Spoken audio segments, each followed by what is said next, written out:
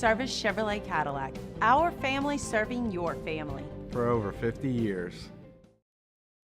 Jerry and Benny Payne began Central Plumbing Company out of their driveway in Tanglewood subdivision. 50 years later and 4. This is SportsCenter. I'm Doug Brown. After being held to 4 catches for 39 yards in Super Bowl 59, Chiefs tight end Travis Kelce tells the Pat McAfee Show via text message today he's ready to play the 2025 NFL season, which is the last year of his current contract.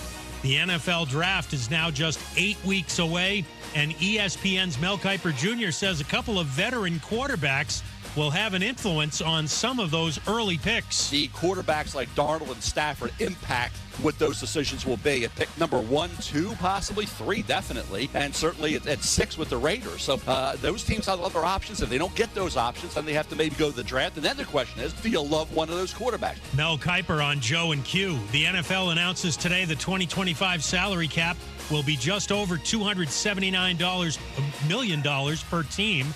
That's up almost $24 million from 2024. Golf today, Jake Knapp shoots a bogey-free 59 in the first round at PGA National in Florida. Hey, it's Evan Cohen. Coming up Friday, we'll react to a huge night in the NBA as we continue to be on Matthew Stafford Watch. It's on Sports with like 6 a.m. Eastern, right here on ESPN Radio, ESPN2, and ESPNU.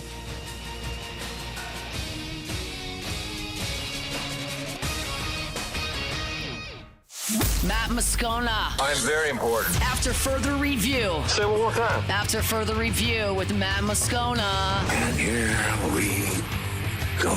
Live from the Mercedes-Benz of Baton Rouge studio. Let's ride! Go!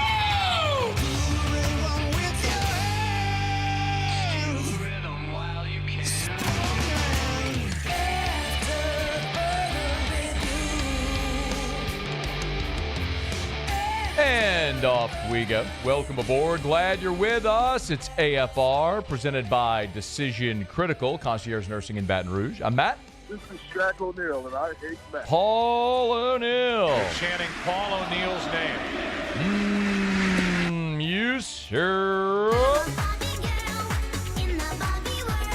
And Mr. Toby Tomplay.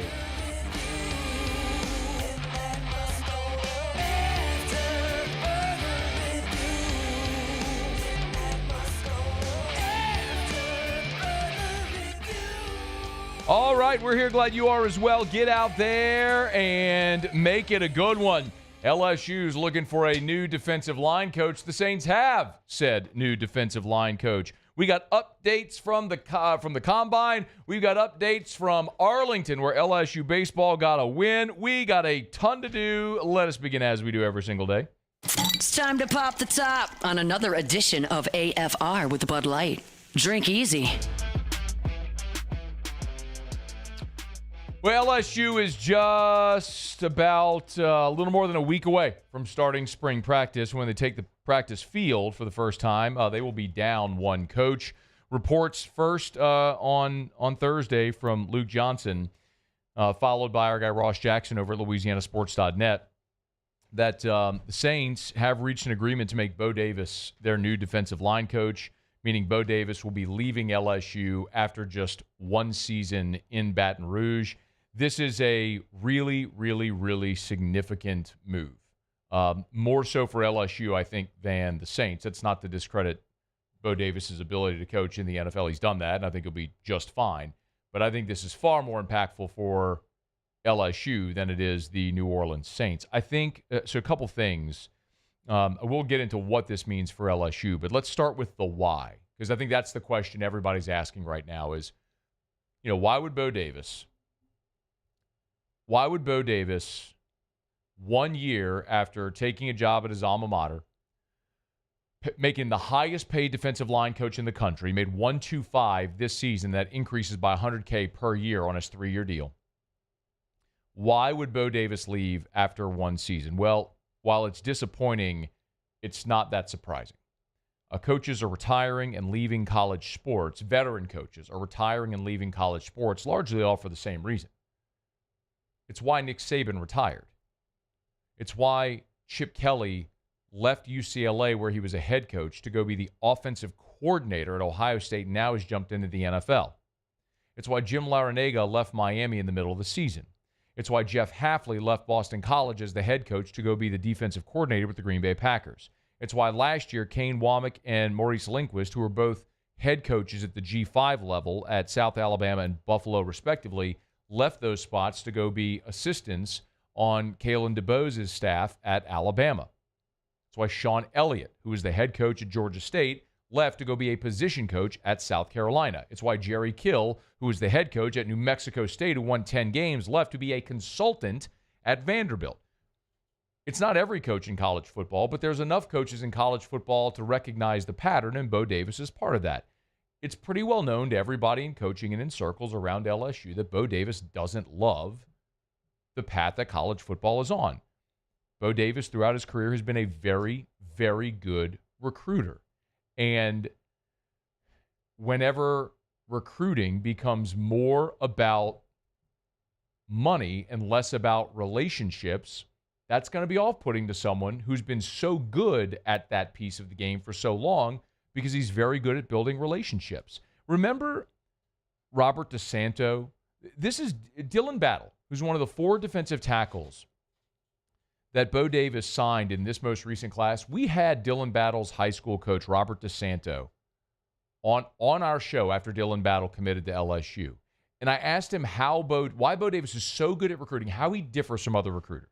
Bo has the respect of not only the players that he recruits, but the parents that he comes in contact with, because he keeps it real with them. He tells them the truth. Not only is he there to tell them exactly what's going to happen. I'm not going to sell you a bill of goods, but I'm also going to tell you I'm going to take care of your young man, and I'm going to do all the things that I need to do to make him a better man in the end. And it's not just about football. I mean, I think with him and what sold Dylan and sold Dylan's family is that they felt like Bo Davis was going to help him continue to grow up and mature and become the young man that he needed to be. Okay, so that's the part of recruiting that Bo Davis has thrived in, and that is becoming less a part of recruiting now. Bo doesn't like NIL. He doesn't like agents. He doesn't like talking to players' reps. This is a lot like Nick Saban, his mentor, who brought him into college football as a coach, brought him to the Miami Dolphins, brought him to Alabama. I mean, he's of that mold. He doesn't like it. That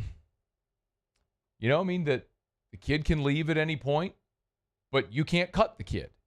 There's a lot of things like that where there's no glory in the development anymore, and a lot of these old coaches don't like that. Y'all know how I feel about it. I'm not sympathetic to coaches. It's harder for millionaire coaches to do your job today. I'm not sympathetic. But this ain't about me. It's about why. I'm just answering the question why Bo Davis would leave. Well, I'm telling you why he would leave. He made $1.25 million at LSU last year. I was told the number from the Saints isn't quite that, but it's not far off. And he won't have to worry about recruiting or any of that stuff anymore. Another piece of this, too, is I think there was some frustration from Bo at the lack of resources invested on the defensive line. Remember last year when Bo Davis came in, LSU, Brian Kelly said at point blank, they had to get a defensive tackle. Well, you had Dominic Williams and Simeon Barrow, and LSU at the time wouldn't invest the resources to get Dominic Williams or Simeon Barrow to LSU's campus. So with that being the case, you went into this last year with Bo Davis having to bubble gum and duct tape that defensive tackle room together. And then this year, you got a guy like Jakeem Stewart who you let get away because USC paid him more money. Now, I personally think LSU was right to let him walk. I mean, you're going to give a high school junior a couple $1 million a year when he's not going to make an impact year one? I'm not with that. I think LSU made the prudent decision. But if you're Bo Davis and your job is that room, that defensive tackle room, and you have this transcendent type player an hour from your campus and you let him go across the country over a matter of, the difference with $700K, whatever that number was, where LSU stopped their number, their bidding, and SC went past it. I can understand Bo Davis's frustration. Doesn't mean LSU was wrong to do what they did. But this is a bad deal for LSU. Listen, when Bo Davis was hired, Brian Kelly, talked about the addition of Bo Davis and why he was so significant for this staff to bring him in. His experience, national championship pedigree. He's coached in the SEC, knows the conference very well, knows what an SEC caliber player needs to play at and what level he's got to be developed to. And so, when you have somebody that's that familiar with the league, the talent level, the development of that player, that's really where you want to start. Then, NFL experience, certainly in the recruiting area, evaluation. That's why it's difficult to get coaches like Bo Davis, and we're very, very lucky to have him. After 1 year, Bo Davis is gone. I mean, listen, this is a bad deal for LSU because while true, recruiting has become so much more about the dollar number, especially for top-tier prospects, than the relationship. I mean, Bryce Underwood, there's no better example. There's nobody that had a better relationship than Joe Sloan. LSU had money in place. They had the relationship. They did all the due diligence. Someone came in, dumped a bag, and was over. All the years of work you had done were gone. So it's less about now that relationship, and it's more about the money. So that part has been minimized, but the ability to develop players once they get on campus still matters, and that's where Bo is exceptional. And he was supposed to provide stability at a spot on the coaching staff that has been anything but. Remember, Bill Johnson was the defensive tackle coach, the defensive line coach under Ed Ogeron. He retired after the 2020 season. They brought in Andre Carter for 2021. When Ed got fired, Carter wasn't retained. Brian Kelly brought in Jamar Cain. Well, Jamar Cain, in that spring, left for the Denver Broncos. Gerald Chapman was the interim defensive line coach until they hired Jimmy Lindsey. Remember, Jimmy Lindsey had a major medical issue in fall camp, or on the eve of fall camp that season. So John Jancic slid in to be the defensive tackle coach. Then late in that season, they brought in Pete Jenkins. After that, of course, in 23, then in 24, they bring in Bo Davis. So you went from Bill Johnson in 20, Andre Carter in 21, Cain, Chapman, Lindsey, Jancic, Jenkins, and Davis. That's 8 defensive line coaches, man. And now this will be 9. Whoever you hire now will be 9 defensive line coaches since 2020. I mean, you just have not been able to develop any type of stability and consistency at that spot on your coaching staff. And Bo Davis was supposed to be that. It's why you opened the checkbook and gave him $1.25 million, made him the highest paid defensive line coach in the country, to get him back at his alma mater to be here where he would stay. And after 1 year, he's gone to the New Orleans Saints. So Bo Davis maximized his defensive tackles, man, even after Jacoby and Guillory got hurt. Gio Paez, JVR Suggs, Paris Shand moved from end inside. Ahmad Bro is a freshman who they bulked him up and made him a really competent tackle. Don McKinley, who was hurt, missed the first month, became a really consistent player by the end of the season, an impactful guy in spurts. So Bo Davis deserves a lot of credit for the competency that group had, and was really excited to see what it would look like. Look, they just signed 4 incoming defensive tackles for that group as well that we're going to watch Bo Davis mold. They brought in Sadir Mitchell from Texas out of the transfer portal, a guy who played for Bo Davis there. Well, now Bo Davis isn't going to coach any of those guys. We'll see who it'll be. I don't have a ton of names for you right now. What I would assume they'll do in spring anyway is Kevin Peoples, who coached the ends and has coached the entire defensive line before, will probably take that group. And remember, Bo Davis's GA was Jamarie Rasco. Remember, Rasco played at LSU. He's on staff as Bo Davis's GA. So it would stand to reason that Rasco would maybe take on a bigger role during spring. I do not think Jamarie Rasco is going to get this job full time, but I think he'll probably just take on more of a role in spring on field as well. So we'll see what they do. All right, it's after further review. Our show open every day is brought to you by Bud Light. Drink easy with the great taste of Bud Light, the official beer of AFR. Getting out to those Mardi Gras parades this weekend, make sure you got plenty of ice cold Bud Light. Maybe be watching the Tigers or just relaxing at your house. Drink easy with the great taste of Bud Light, the official beer of AFR, the official beer of carnival season, y'all. It's Bud Light and our great friends over at Mockler Beverage. All right, let me knock out a break, y'all. Thursday shows are brought to you by Decision Critical Concierge Nursing in Baton Rouge. We'll come back. We'll head up to Indy. Kat Terrell of ESPN.com is there. Let me get Kat's take from the Saints' perspective on the Bo Davis news and then everything else going on with the Saints up at the Combine here over the past couple of days and as we head into the weekend. Stay with us. It's AFR. After further review. We're brought to you by Clegg's Nursery with 4 locations in the greater Baton Rouge area. Seagan near Airline, LA 16 in Denham. Mid-City on Donmore and the Garden Center on Greenwell Springs. Wide open, and it is time to just plant something. Y'all get out in the yard. Clegg's has everything you need with new shipments of plants arriving daily. The greenhouses right now are bursting with blooms. They've got all your spring bedding plants. If you want begonias or marigolds, petunias, they got them. You want to plant that vegetable garden, tomato plants, vegetables, all you need, Johnny Naylor Seed, and they got it there at Clegg's Nursery. Fruit trees, rose bushes. Maybe as spring is coming along, you start to see weeds pop up in your yard. They've got everything you need to spray now to take care of those weeds when spring gets into full season. So get by any of the 4 locations of Clegg's Nursery. Buy local, shop local, and tell them Matt sent you in to Clegg's Nursery.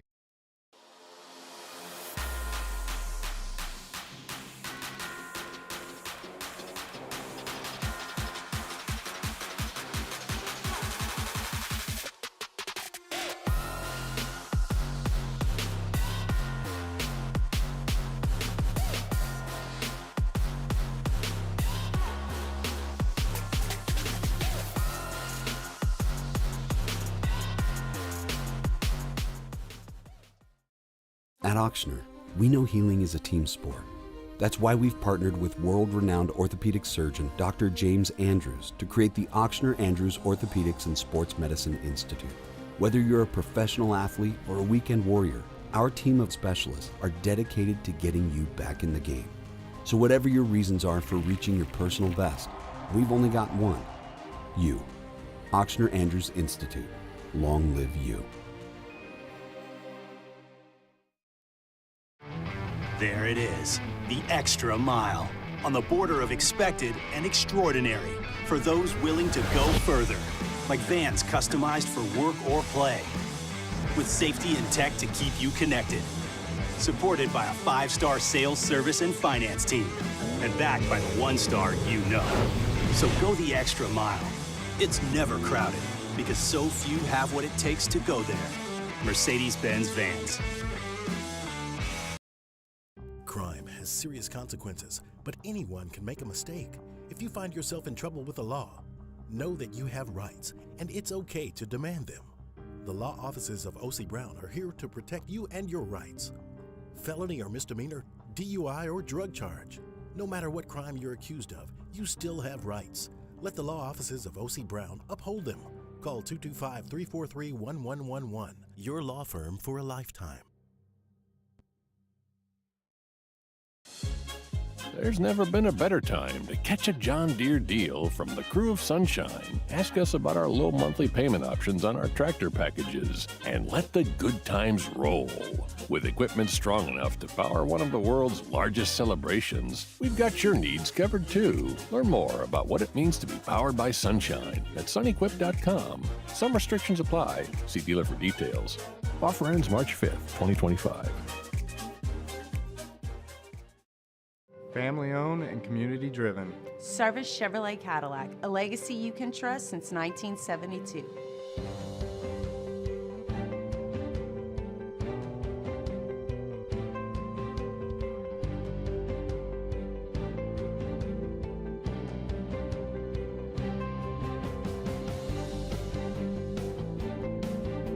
Service Chevrolet Cadillac. After further review with Matt Moscona, presented by Decision Critical Concierge Nursing. Healthcare for your lifestyle. Learn more at decisioncriticalbr.com.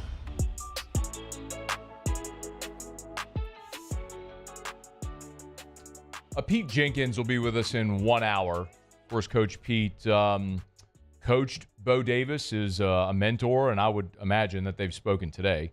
So we'll talk to Coach Pete in 1 hour from right now. We're looking forward to that. And Kendall Rogers will be here in hour 3 as he joins us every Thursday. We talk a little college baseball. Kat Terrell's up in Indy at the Combine there with the Saints. Good enough to join us for a couple of minutes here. Kat, we appreciate it. How are you? Matt, I'm just trying to survive through the final day of the Combine here. It's been a long month. Why is the Combine such a grind for y'all? So if you don't know what the Combine is, it's really like, in addition to the Super Bowl, it's the 1 week of the year where almost every single person in the NFL is probably around. So everyone descends upon Indianapolis, and they're doing interviews in the morning, and then at night, once the teams are done with interviewing players, everyone goes out, and it's a great time to meet people and get FaceTime and network. So you're just running on very little sleep and walking everywhere because Indy is great. It's a walking city. So, just a lot of days of about 5 hours of sleep, 4 hours of sleep. Get But, that Fitbit to work out, huh? my watch doesn't know what to do. Yeah, do people still wear Fitbits? Probably not. Like everybody's got an Apple I wear an Apple Watch. Yeah, I wear an Apple Watch. Same thing. We'll just interchangeable, like Xerox copy, same thing. Anyway. Hey, so let me start with the Bo Davis news. First of all, what was your reaction when you heard that news this morning? I'm assuming you heard it this morning like everybody else. It's just funny, the back and forth, I feel like, between the Saints and LSU the last few years. Maybe I just have the whole Ryan Nielsen thing at the forefront of my mind. So it kind of gave me a chuckle. You have to wonder how LSU feels about the Saints poaching one of their coaches today. But that seems like a great hire to me. It is interesting how many defensive line coaches both the Saints and LSU have been through in the last 5 or 6 years. Really kind of a new change every year. But I think the great thing about this is that, Davis played. And so I think that that's going to really go over well with the players. They needed a change from Todd Grantham last year. They really need the defensive line, I think, needs to figure out how to turn this thing around, for lack of a better term. So it's an interesting hire, but I think a good hire for Kellen Moore. How does Bo Davis or does this hire change what they're looking to do at defensive tackle here in 2025? Yeah, I'm not quite sure yet, because I think most of the focus on the Saints defensive line always comes back to the defensive end, just because there's really no star pass rusher on that unit. And so the defensive tackles, when you're discussing the unit, kind of fly under the radar. I actually thought Brian Brzee had a really good year last year. Really took a step forward, but there could be, a hole on that unit depending on what they do with Colin Saunders and Nathan Shepard as they start making roster changes over the next few weeks. But as the months towards the draft go by, there's definitely going to be a lot of talk about what happens at defensive end and what happens with Cam Jordan. The LSU split up the roles where they had a defensive tackle coach, defensive end coach. Is Davis going to coach the entire defensive line, like ends and tackles, there with the Saints? Is that how they do it? That's typically how they do it. Okay. Usually they only have one coach. Brian Young was the was the assistant defensive line coach for forever, but I don't think they split up the roles between he and Todd Grantham. And then when Grantham left, Young took over. But yeah, generally they don't have two. Kat Terrell's with us. The other thing that's really interesting, Kat, is Bo Davis is now the third college coach that Kellen Moore has hired. Terry Joseph, Peter Sermon, now Bo Davis. There was a report I saw that they wanted to add a college coach. You have any idea, finger on the pulse, why they were looking to go into the college ranks?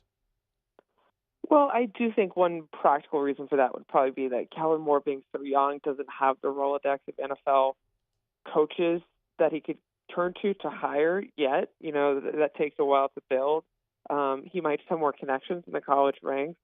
But, also they might just have looked at what they did the last few years and wanted to completely change things.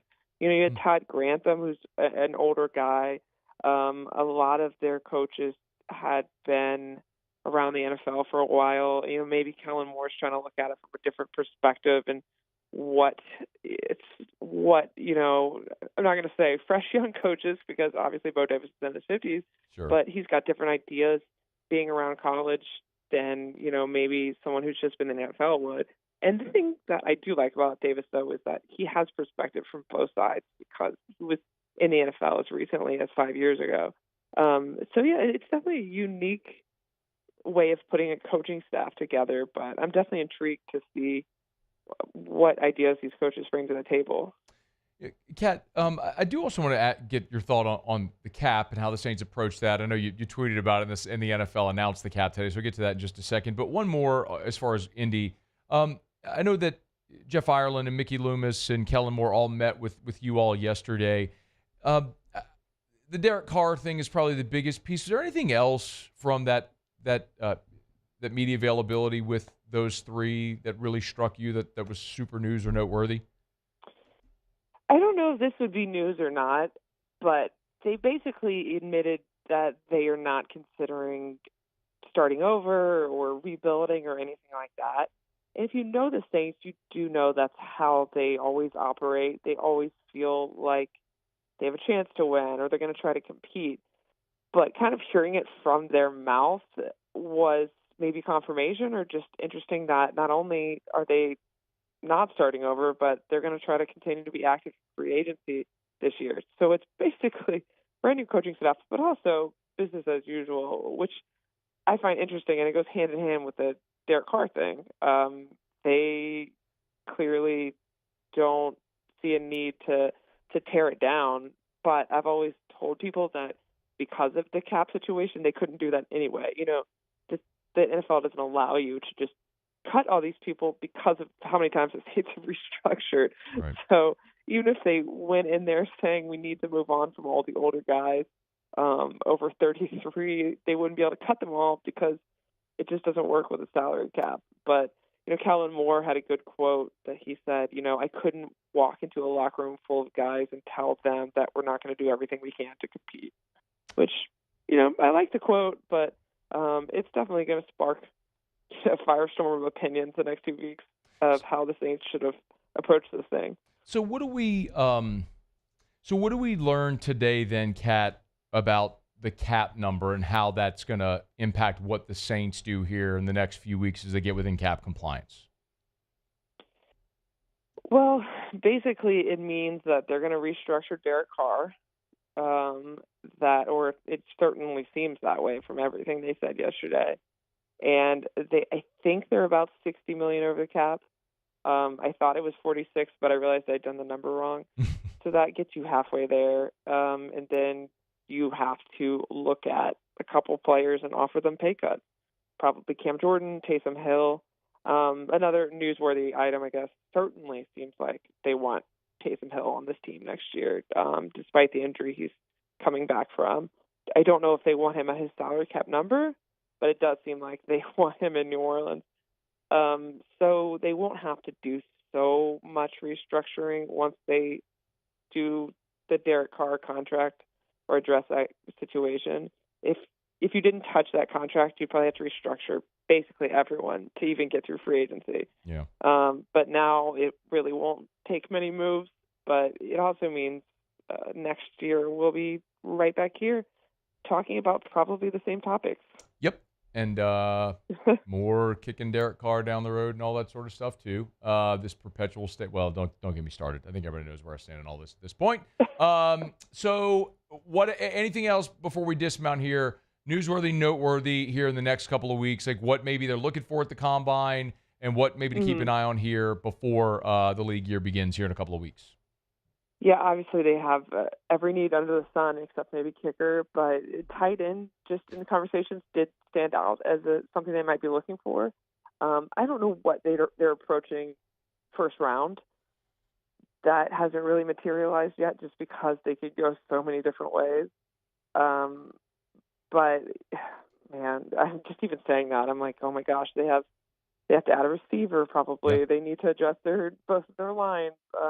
I think, I guess, besides kicker, they won't be looking for now is quarterback. Yeah. But I would just expect a lot of news the next few weeks, just of players they approach for pay cuts, few releases. They'll slide right under the cap somehow right at the deadline. And then I would expect free agency to just go maybe like it did last year, maybe one sort of splash piece and fairly quiet otherwise. Okay. And then we'll look forward to the season. Exciting, huh? We'll look forward to the season going essentially the same way that it did. And a terrible team and a GM that won't change. Groundhog Day, Matt. Yep, they'll smack his gum, and we'll all sit here, and I'll yell and complain, and my head will almost explode. And then they'll just come back next February and do the same thing.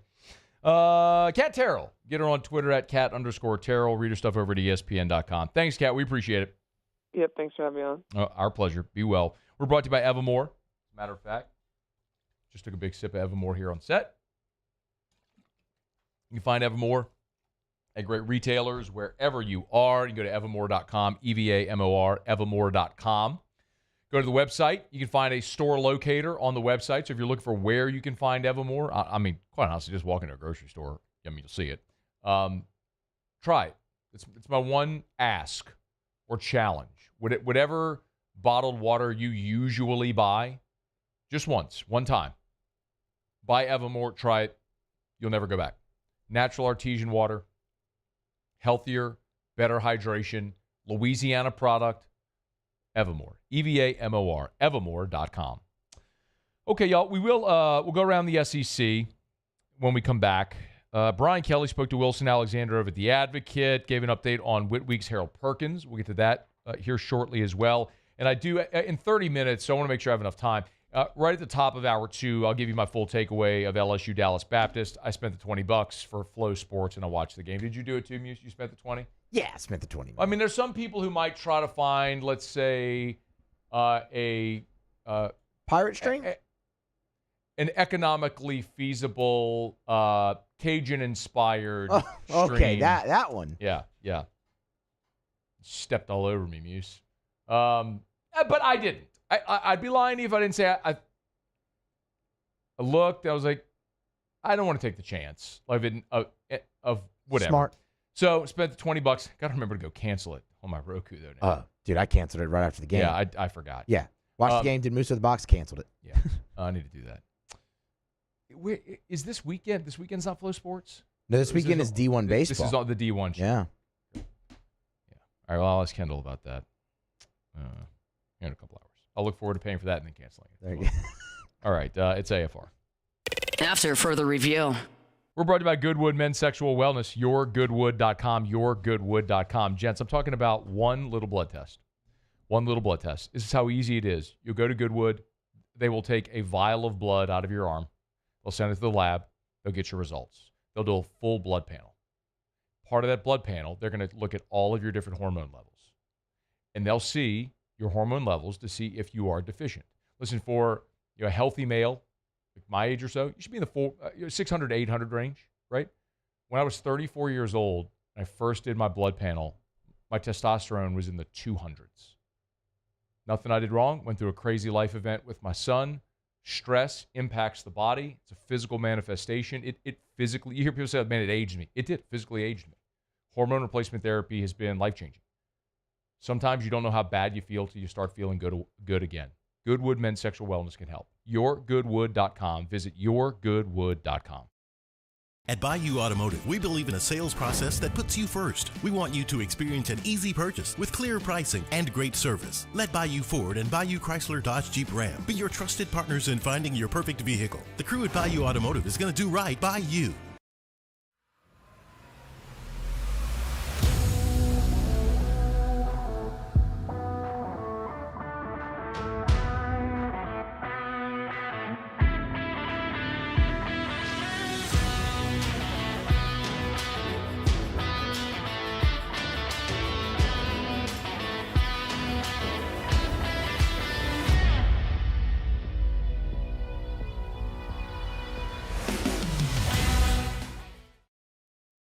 Jerry and Benny Payne began Central Plumbing Company out of their driveway in Tanglewood subdivision.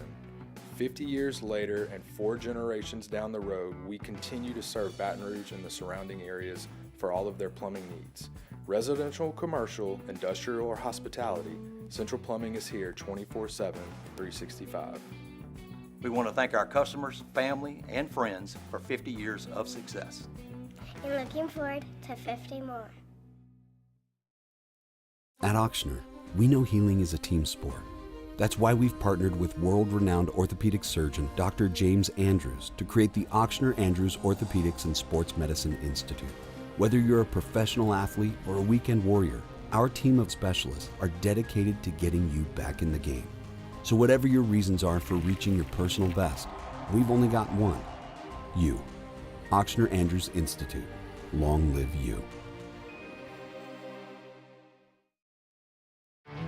There it is, the extra mile, on the border of expected and extraordinary, for those willing to go further, like vans customized for work or play, with safety and tech to keep you connected, supported by a 5-star sales, service, and finance team, and backed by the 1-star you know.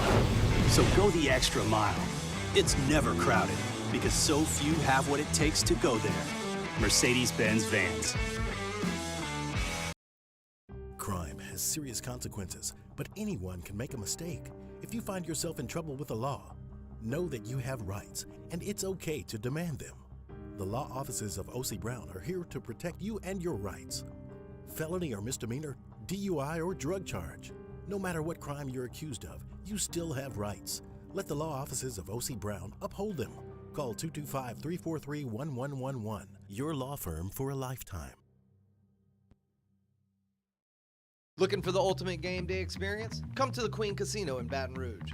Wall-to-wall TVs mean you'll see every touchdown in HD. Place your bets and feel the Further review with Matt Moscona, presented by Decision Critical Concierge Nursing. Healthcare for your lifestyle. Learn more at decisioncriticalvr.com.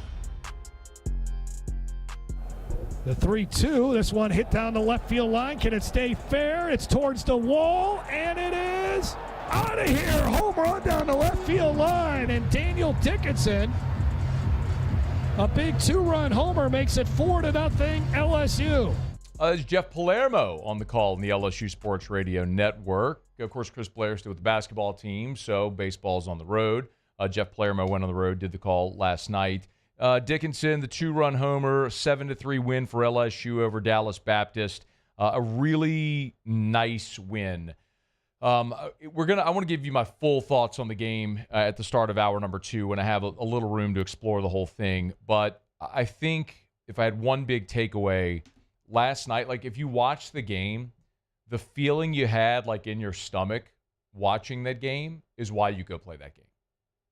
It was just a different level of intensity than playing Purdue Fort Wayne or Southern on a Tuesday night or Omaha on a doubleheader when it's 30 degrees. Like, no disrespect to any of those teams, but you go on the road to a big league ballpark. You play the number 17 team in the country, a team that's been to the NCAA tournament 13 times since 2008. And it just feels like it means a little more. Kind of like a Friday night in the SEC or the marble game of a regional or the Friday of a super regional. Like, it just has a different feeling. Like, there's a little more intensity with every pitch. I'm not saying it's exactly to that level, but it's somewhere in between that and what we've seen LSU play in the first 7 games of the season. Or 8 games of the season before last night.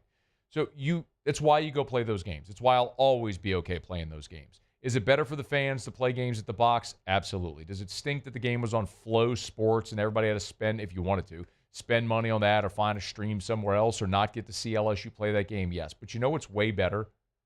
Winning the national championship.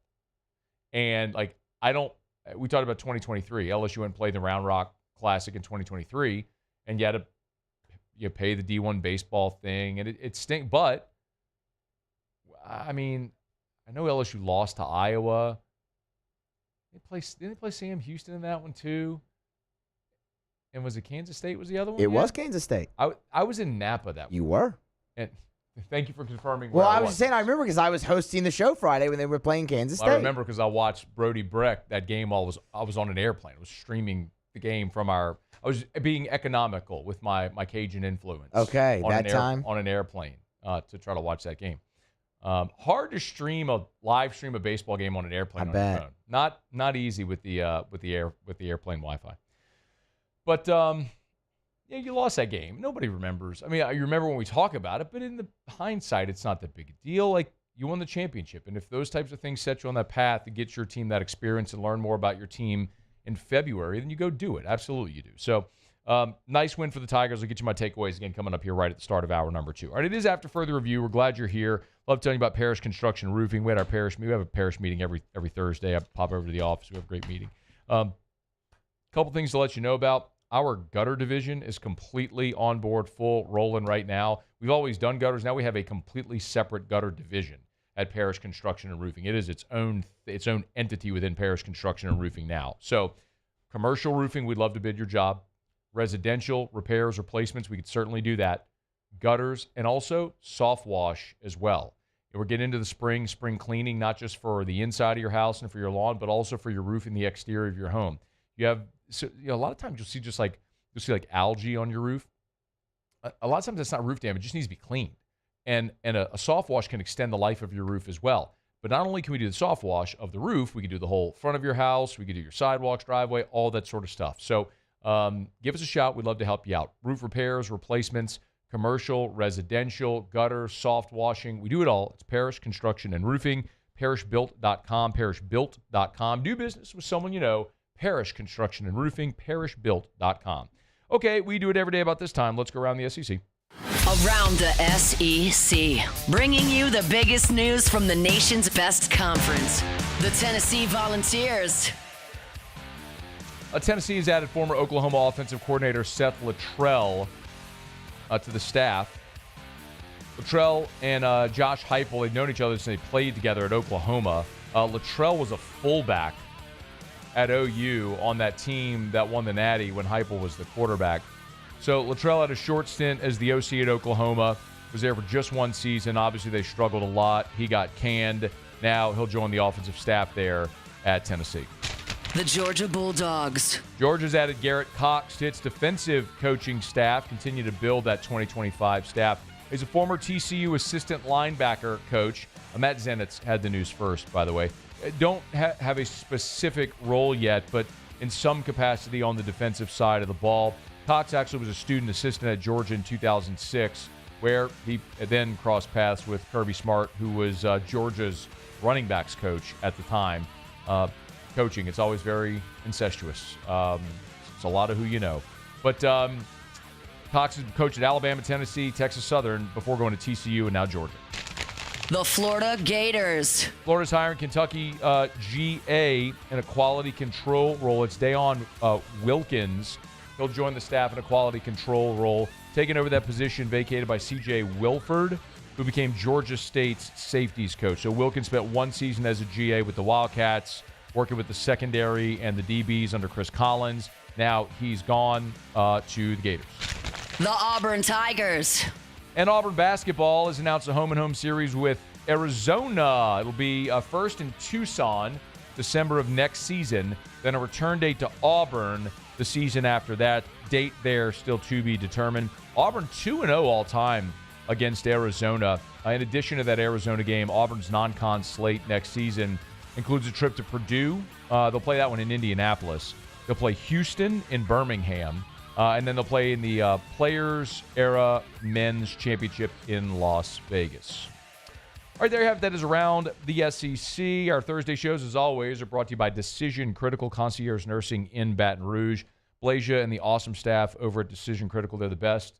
If it's in-home nursing care, if it's additional care while you or loved one staying in the hospital, maybe you have surgery and you need someone to get you to, and listen, they're not Uber, but they can make sure you're safely there, back, administer whatever medicines that you need or help. Maybe you're a parent taking care of your elderly parent now and you need help in-home. Decision Critical, their expertly trained nurses are just the best. Every nurse handpicked by Blasia, and she's the best. I've told you, Blasia was a CV nurse who helped take care of Drew when he was a baby when we first came back from the hospital. I mean, I literally trusted my infant child with this woman, and I could not recommend her highly enough. So if you find yourself in need of personalized nursing care, they can help. It's not just health care. It's health care for your lifestyle. It's Decision Critical. Go to decisioncriticalbr.com, decisioncriticalbr.com. Okay, it is after further review. As I mentioned, we'll talk some LSU baseball here in about 17 minutes, give my full thoughts to the game. Then Pete Jenkins is going to be with us in about 30 minutes from right now. Everybody knows Coach Pete, legendary defensive line coach. Been a great friend of the show and a great friend for so many years. But he coached Bo Davis, is a mentor of Bo Davis, and I want to get Coach Pete's thoughts on Bo leaving LSU for the NFL and what that may mean. And he knows a lot of these LSU defenders as well, so we'll get to all that with Coach Pete here in about a half an hour from right now. Okay, we'll wrap up hour number one. When we come back, Wilson Alexander spoke to Brian Kelly, and Kelly gave an update on Whit Weeks and Harold Perkins as they recover from their injuries. We'll get to that next on AFR. AFR. We're brought to you by Rouse's. Y'all, Carnival weekend, the biggest weekend of Carnival is this weekend. You heading out to a parade? Make sure you get to Rouse's. They got everything you need, okay? You need to fill up those ice chests with waters and beverages for the kiddos, or maybe an adult beverage or two here or there. They got you covered at Rouse's, of course, with an amazing selection and always great prices. If you want those king cakes, Rouse's King Cakes, Who does them better? They bake 600,000 king cakes over the course of carnival season every year. I'd say that qualifies you as an expert when you do that much volume. But also, they got all their party trays. So you want to take these party trays out to the parade route? Awesome. If you want the finger sandwiches, the mini muffalettas, the chicken wings, the chicken tenders, they got everything you need. They've got the boudin egg rolls, the crawfish meat pies. They got them all, and they got it at Rouse's, the official supermarket of the New Orleans Saints. Rouse's. This feels like home. There it is, the extra mile, on the border of expected and extraordinary, for those willing to go further, like vans customized for work or play, with safety and tech to keep you connected, supported by a 5-star sales, service, and finance team, and backed by the 1-star you know. So go the extra mile. It's never crowded, because so few have what it takes to go there. Mercedes-Benz Vans.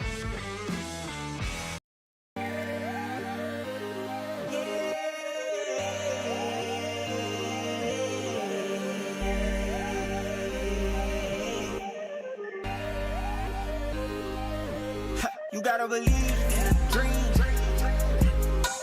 Believe. You gotta believe in a dream. Believe. You gotta believe. My whole team on wild. There's never been a better time to catch a John Deere deal from the crew of Sunshine. Ask us about our low monthly payment options on our tractor packages and let the good times roll. With equipment strong enough to power one of the world's largest celebrations, we've got your needs covered too. Learn more about what it means to be powered by Sunshine at sunequip.com. Some restrictions apply. See dealer for details. Offer ends March 5th, 2025. Family owned and community driven. Service Chevrolet Cadillac, a legacy you can trust since 1972.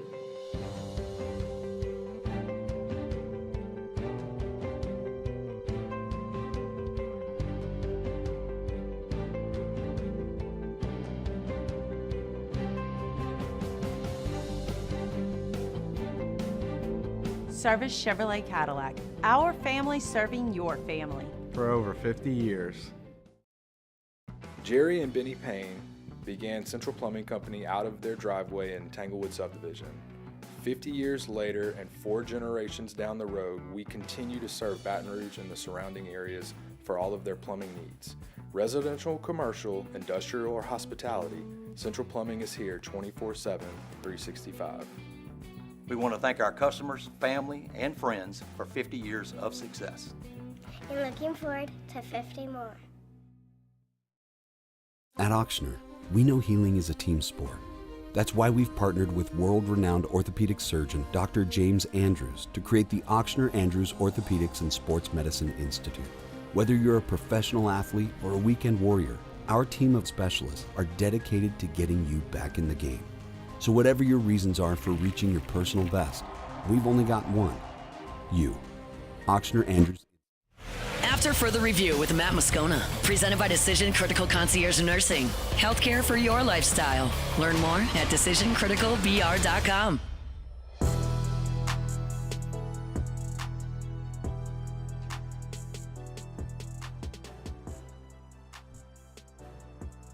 Wrapping up hour number 1. Glad you're hanging out with us here. Email us, tweet us, text us in the 225-396-4400, 396-4400, 396-4400. A lot of people responding to the Bo Davis news, and a lot of it is people very angrily responding about the New Orleans Saints. Chris said the new Saints coach ain't making any friends stealing our best coaches, meaning LSU's, of course. I am... Barrett said, how come we can never keep a defensive line coach? Mark's at the question, who do you get at this point in the year? Do you promote from within or outside?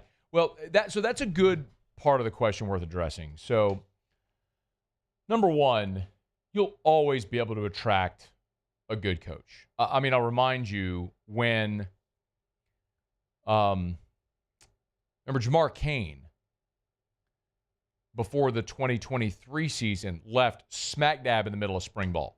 Sean Payton got hired in Denver. He hired Jamar Cain. And so Jamar left in the middle of spring. And they ended up hiring Jimmy Lindsey. Jimmy Lindsey is an interesting one because it's one of those that you feel terrible.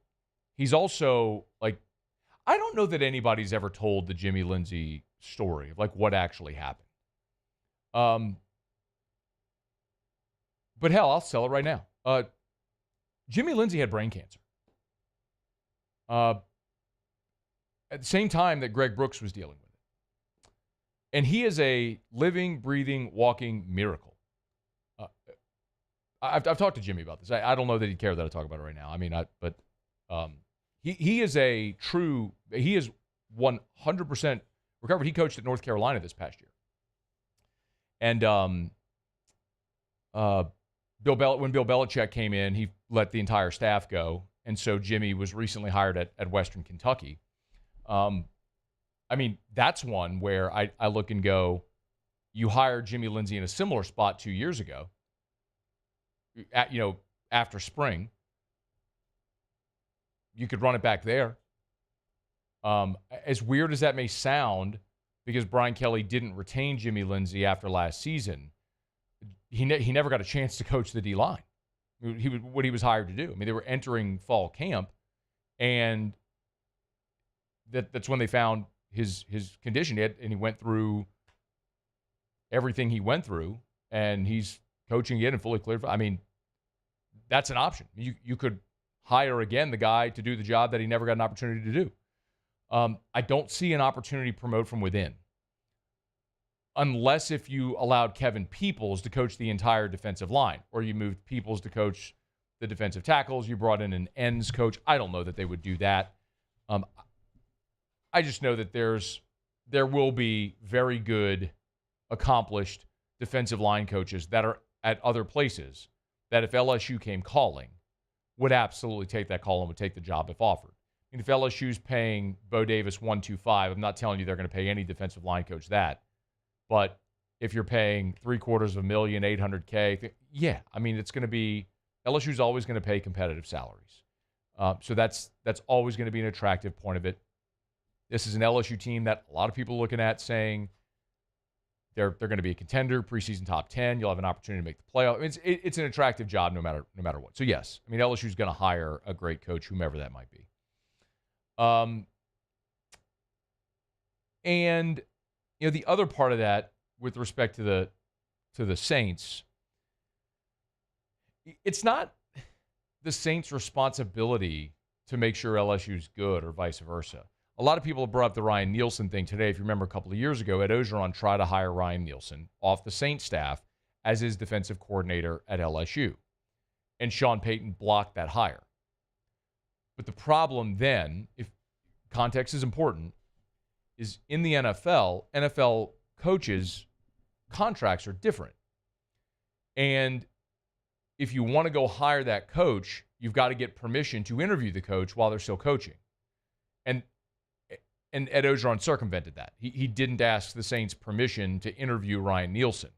And so that pissed off Sean Payton. And we know Sean, when he's pissed, will act like a petulant child. Like whenever he traded back into the draft to go get Tommy Stevens just to keep him away from Carolina. So as to say, oh, you can't have him, I'm taking him. Like, Sean's like that. He was petty. And he was in that situation. And so he retained, Ryan Nielsen, and Ed had to go hire. That was when he hired Durante, wasn't it? When he hired Durante Jones. So, anyway, all that to say, look, LSU's got a lot to offer. They're going to hire a really good defensive line coach, whomever that may be, in whatever path that may be. But it's more disappointing because you thought you had stabilized that spot with Bo Davis, bringing him to his alma mater, paying him what you were paying him. And now, 13 months after you hired him, you're looking for a defensive line coach again. Okay, we'll talk about that with Pete Jenkins in about 20 minutes. We're brought to you by the Williamson Eye Center, 924-2020, 924-2020, or williamsoneye.com. You want to see 2020? Call 924-2020 for the Williamson Eye Center. You can always set up that consultation. You know, if one of your objections is, I don't know if I can afford it, I don't know how I'll pay for it. One of the things the Williamson Eye Center, I talk to Dr. Blake about this all the time, never wants your ability or seeming inability to pay to stop someone from getting this life-changing procedure. So they have financing options available and so many other ways to make sure you get what it is that you need. If it's LASIK, if it's EVO ICL, that's the implantable contact lens, if it's PRK, if it's the custom lens replacement, whatever your age or refractive issue, they've got a solution where you can ditch contacts and glasses forever. It's the Williamson Eye Center. 924-2020, 924-2020, or williamsoneye.com. I was supposed to talk about Weeks and Perkins here. I'm so sorry. Neither are going to be available for spring. That Brian Kelly told Wilson Alexander, neither Whit Weeks or Harold Perkins will be available for spring.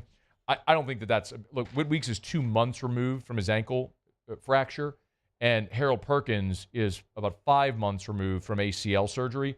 Of course they're not going to participate in spring, nor should they. Like, just be ready to go when you kick off against Clemson. Talk LSU Dallas Baptist next. AFR.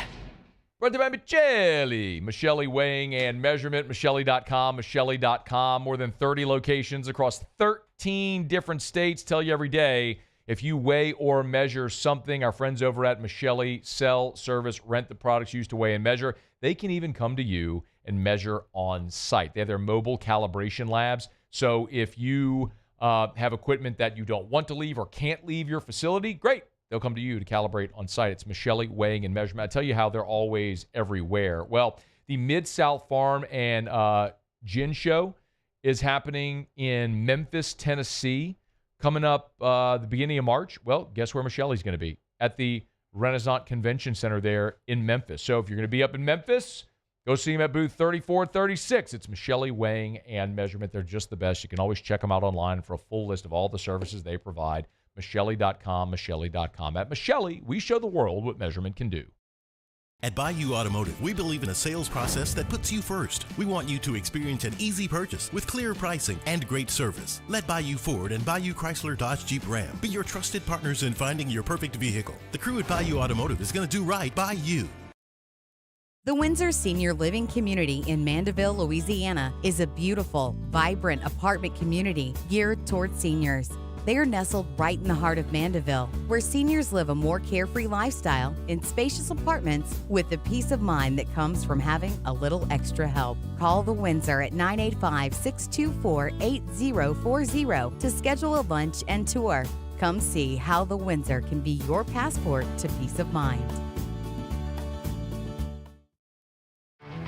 There it is, the extra mile, on the border of expected and extraordinary, for those willing to go further, like vans customized for work or play, with safety and tech to keep you connected, supported by a 5-star sales, service, and finance team, and backed by the 1-star you know.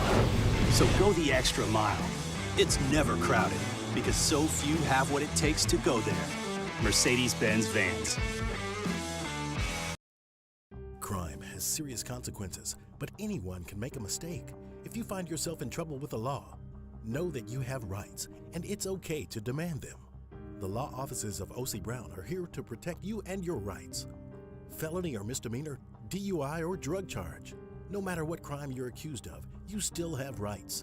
Let the law offices of O.C. Brown uphold them. Call 225-343-1111. Your law firm for a lifetime.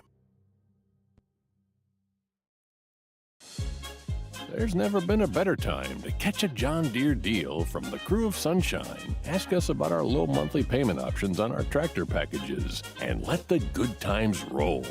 With equipment strong enough to power one of the world's largest celebrations, we've got your needs covered too. Learn more about what it means to be powered by Sunshine at sunequip.com. Some restrictions apply. See dealer for details.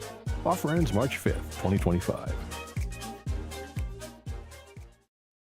Family owned and community driven. Service Chevrolet Cadillac, a legacy you can trust since 1972.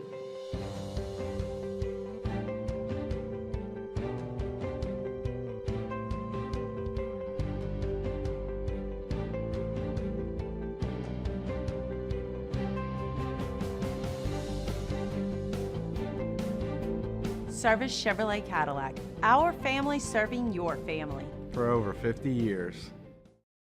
Parish Construction and Roofing. This is Coach Kim Mulkey. Go to parishbuilt.com for all of your roofing needs. From your hometown, parishbuilt.com.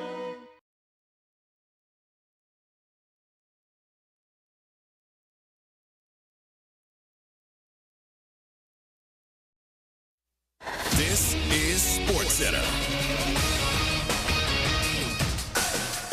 I'm Doug Brown. On today's Pat McAfee Show, Chiefs tight end Travis Kelce reveals his plans in a text message. I'm coming back for sure. Going to try and get to the best shape I've been this offseason and get back to the mountaintop. Got a real bad taste in my mouth with how I played in that last game and how I got the guys ready for battle. I can't go out like that. Pat McAfee reading the words of Travis Kelce on ESPN's Pat McAfee Show.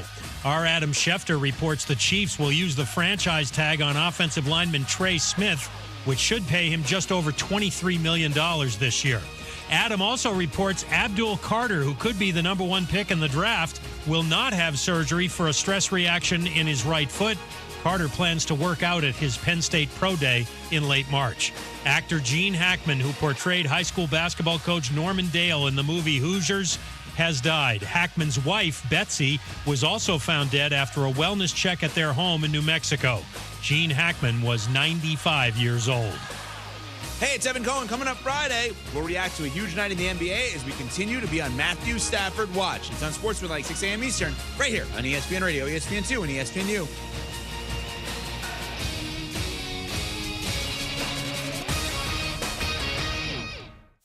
Matt Moscona. I'm very important. After further review. Say it one more time. After further review with Matt Moscona. And here we go. Live from the Mercedes-Benz of Baton Rouge studio. Let's ride! Woo!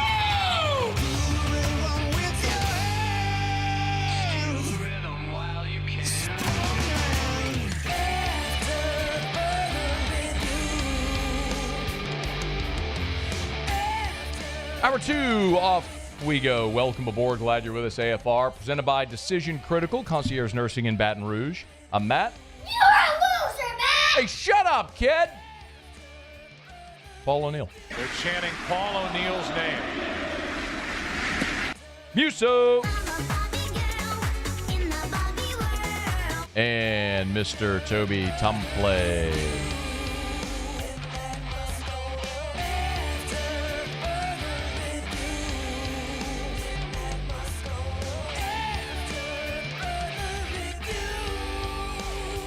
All right. We're here. Glad you are as well. Get out there. Make it a good one. Pete Jenkins will join us in 15 minutes from right now. We'll talk about Bo Davis. Kendall Rogers 1 hour from right now. No doubt we'll get Kendall's thoughts about LSU's win over Dallas Baptist on Wednesday night there at Globe Life in Arlington.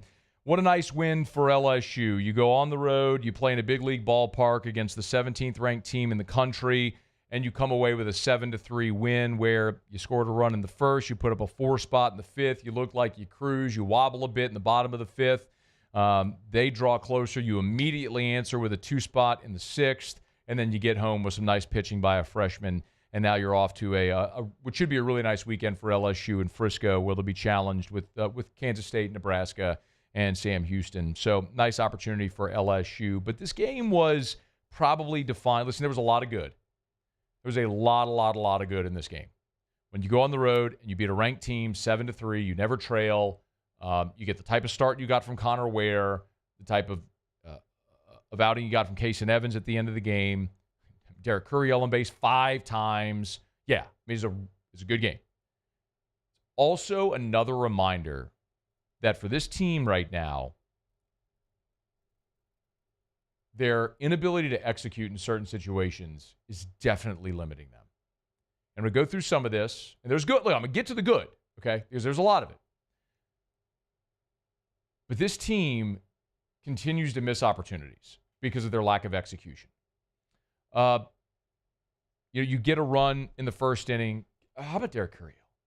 I mean, leadoff walk, Jones doubles, Curiel scores from first. I mean, this kid is a freak. Had a beautiful running catch, sliding down to a knee. I mean, he was awesome in this game. But you got a runner on second with nobody out. Larson strikes out. Dickinson grounds out. Milam grounds out. Runner on second, nobody out. You don't even advance the runner. That's execution. In the second inning, Jake Brown's on second base. Ground ball back to the pitcher. Brown breaks for third. He's pegged at third. Like, you learn when you're 7 years old. If the ball's in front of you, you hold. If the ball's behind you, you advance. Jake Brown took off for third. He gets pegged. You end up running yourself out of an inning. You ran yourself out of the inning in the fourth. In the fifth, Jared Jones breaks for second base. What I guess maybe supposed to be a double steal. He gets pegged at second base. In the seventh inning, you try a suicide squeeze. Josh Pearson pops a bunt up. I'm going to spare you the hashtag. But the point is, this was a game where LSU had 12 hits, drew 9 walks, had a batter hit by a pitch, and you left 15 runners on base. Chris Stanfield struck out twice with the bases loaded. Y'all. 15. Not going to hurt you on a Wednesday night in February against Dallas Baptist. Will probably hurt you on a Friday night against Arkansas or Texas A&M or Tennessee. The good news is all that's fixable. Those aren't physical limitations. Like Jake Brown breaking for third, he knows better, right? Josh Pearson, probably not going to ask him to bunt anymore. I don't know why you're asking him to bunt to begin with. There's things that went wrong that are just very fixable. And that's the good thing. Got to execute better. But you'll learn those lessons in a win, which is much better than learning the lessons in a loss. I want to talk about Connor Ware because he was freaking awesome in this game. Connor Ware went out and gave you 4 innings through 60 pitches. He went through the first 4 innings without allowing a base runner. 4 innings means he got 12 outs. Half of them were strikeouts. The first batter of the game, he got down 3-0, battled back to strike him out. Connor Ware is very clearly a guy that can pitch for you on the weekend. Like, he can be part of your weekend rotation. If anybody in that rotation wobbles, that's the next dude up. Now, his last pitch of the day was the solo homer. And that stinks, but he was right on the number at 60 pitches. Remember, that was the pitch count they had William Schmidt on. So you let on Tuesday, or Monday, excuse me. So you let him extend a little further, but that was it. Wasn't going any further than 60. But he was awesome. If the situation wasn't this, where it was on a pitch count, of course he's going to extend beyond that, and he had plenty left in the tank. But he was awesome. And that was so much fun to watch and validating as Ware took a step up in competition and just handcuffed Dallas Baptist for 4 innings. It's a good offense, too. Collectively, it's 333. LSU's pitching struck out 13 in this ballgame. Now, Zach Cohen came in, gave up the 2-run homer, and that stinks. But in his 3 innings of work, he showed you he can give you length in the middle of a game. He struck out 5, walked just 1. He was really good as well. Cooper Williams came in, walked the only 2 batters he faced. And while that stinks, you learned something about the freshman. He's probably not quite ready for that moment. That's okay. You got a big, long lefty throwing low, mid-90s. He's going to be fine. But it set up an even better situation for Case and Evans. Because now Evans has to come into what at the time was a tense ball game with 2 on, nobody out. And Evans comes in and slams the door. And then dominated the 9th. 2-inning save. Awesome. I mean, Case and Evans has so clearly shown that he is ready to be whatever this team needs him to be.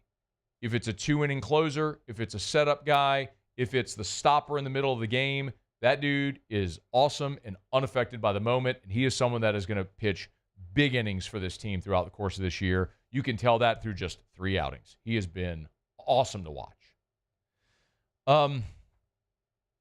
Went through some of the issues they had offensively in the game, but my goodness, there was a lot to like as well. Derek Curiel, they moved him up to the leadoff spot. He went 2 for 3. He walked, was hit by a pitch, scored 3 runs. I mean, downright awesome. The first at-bat of the game to draw that walk and to set up, the opportunity with Jared Jones behind him, and he scores on a double in the gap from first base. You need your table setters at the top of the lineup to be on base when Jared Jones and your run producers come up. All this dude does is get on base. I mean, he's amazing. So young in his career and unmoved by the magnitude of any of this. And you're waiting for it kind of to catch up to him. I'm not sure that it will because he's really, really good. You also saw 3 different guys bat in the 3 spot. Larson got the start. He was 0 for 2 with a strikeout. They pinch hit for Fry. They pinch hit Fry for Larson when they wanted to go righty-lefty. So they get the right-handed bat in the lineup. Fry comes up with an RBI double in his pinch hit situation, which was awesome. Then later they went to Josh Pearson, and he went 0 for 2. Of course, he popped up the bunt, which stunk. But you got so many options up and down this lineup. And to go Dickinson, Milam as well in that spot. Dickinson, of course, had the home run. Milam was 2 for 5 in the ball game with a run scored. They're just dangerous up and down the lineup. A lot of people are asking, what does this mean for Stanfield? Nothing. It means he had a bad day. I mean, I'm not telling you that Stanfield's going to go back and bat leadoff and play center every day all year. I mean, this is an evolution throughout the season. But Stanfield's played a lot of baseball. He had a really good opening weekend. He had a bad night against Dallas Baptist. He was 0 for 4 with 2 strikeouts. Struck out twice with the bases loaded. I mean, over the course of 56, everybody is going to have a bad game, a bad stretch, a bad weekend. Like, it's going to happen. Stephen Milam had a bad weekend to open. Derek Curiel is going to have an 0 for 12. Like, it's going to happen. Or like a 1 for 13. Like, it happens to everybody in baseball. It doesn't mean you shelve them. It just means it was a bad day. But you're continuing to learn more and more about this team. And like we saw last weekend, and we saw earlier this week, you could see a lineup of outfielders that are left-handed bats. You could see Larson, Curiel, Brown from left to right. If Jay wants to go stack the lineup with a bunch of lefties, he can do it. Jones batted second yesterday. Well, there's a very obvious reason why. He's alternating lefty-righty, lefty-righty. So went Curiel, Jones, Larson, Dickinson, Milam. I mean, he was going lefty-righty, lefty-righty. So I get it. I get what he's doing. And it was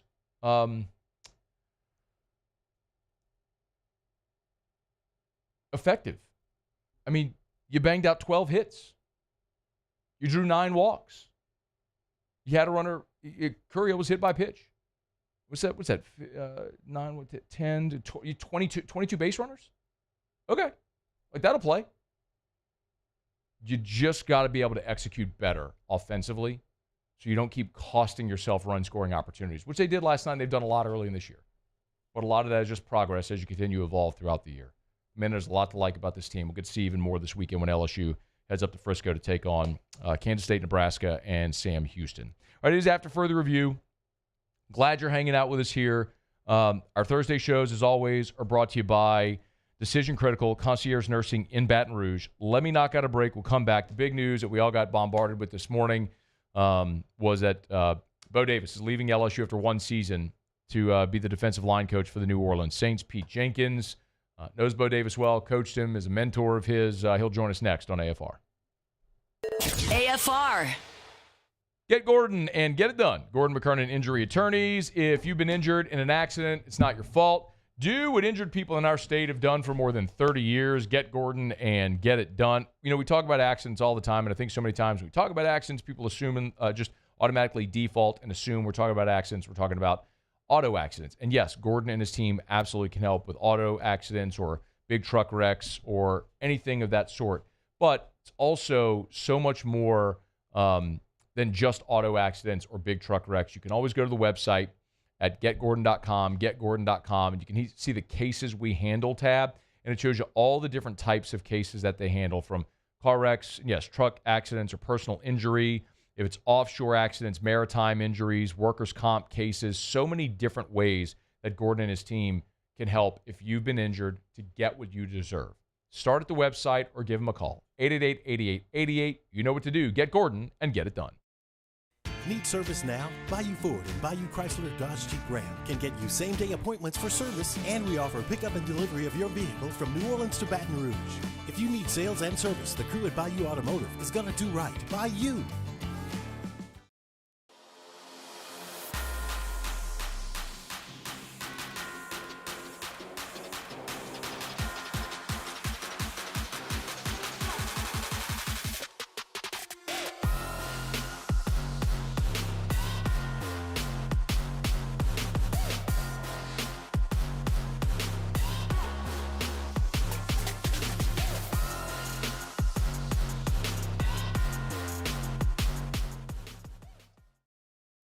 Jerry and Benny Payne began Central Plumbing Company out of their driveway in Tanglewood subdivision. 50 years later and 4 generations down the road, we continue to serve Baton Rouge and the surrounding areas for all of their plumbing needs. Residential, commercial, industrial, or hospitality, Central Plumbing is here 24/7, 365. We want to thank our customers, family, and friends for 50 years of success. And looking forward to 50 more. At Auctioner, we know healing is a team sport. That's why we've partnered with world-renowned orthopedic surgeon Dr. James Andrews to create the Auctioner Andrews Orthopedics and Sports Medicine Institute. Whether you're a professional athlete or a weekend warrior, our team of specialists are dedicated to getting you back in the game. So whatever your reasons are for reaching your personal best, we've only got one: you. Auctioner Andrews Institute. Long live you. There it is, the extra mile, on the border of expected and extraordinary, for those willing to go further, like vans customized for work or play, with safety and tech to keep you connected, supported by a 5-star sales, service, and finance team, and backed by the 1-star you know. So go the extra mile. It's never crowded, because so few have what it takes to go there. Mercedes-Benz Vans. Crime has serious consequences, but anyone can make a mistake. If you find yourself in trouble with the law, know that you have rights, and it's okay to demand them. The law offices of O.C. Brown are here to protect you and your rights. Felony or misdemeanor, DUI or drug charge. No matter what crime you're accused of, you still have rights. Let the law offices of O.C. Brown uphold them. Call 225-343-1111. Your law firm for a lifetime.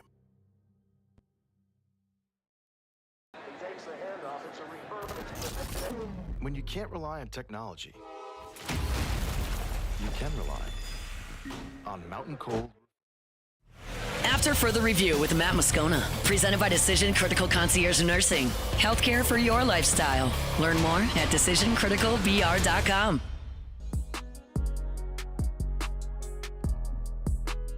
Not news LSU fans wanted to hear when they woke up on Thursday. For Saints fans, pretty good.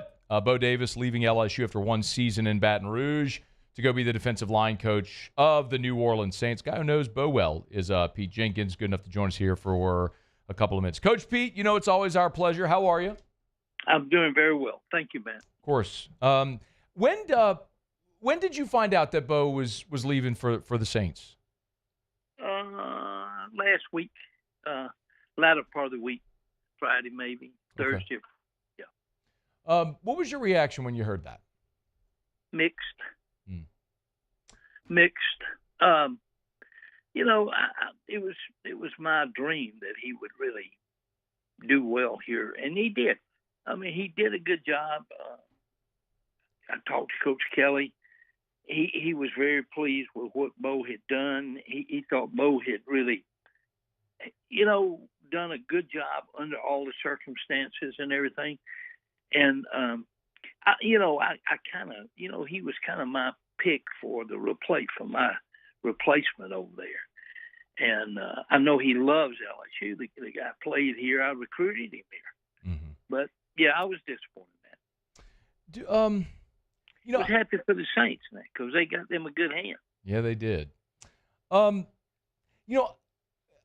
obviously don't know Bo like you know Bo, but a lot of the word around here, Coach, is that a lot of this is rooted in a lot of the reason you and I talked about why Coach Saban might have left a little bit is maybe not loving the NIL and that part of the game, and that's all changed. When I'm sure you've talked to Bo about that, but what are those conversations like about with Bo Davis about how that the coaching in this era has sort of evolved? Well,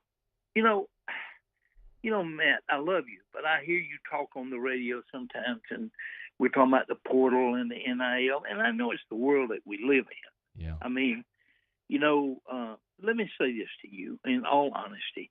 I'm really happy that I'm not coaching in college. The NIL.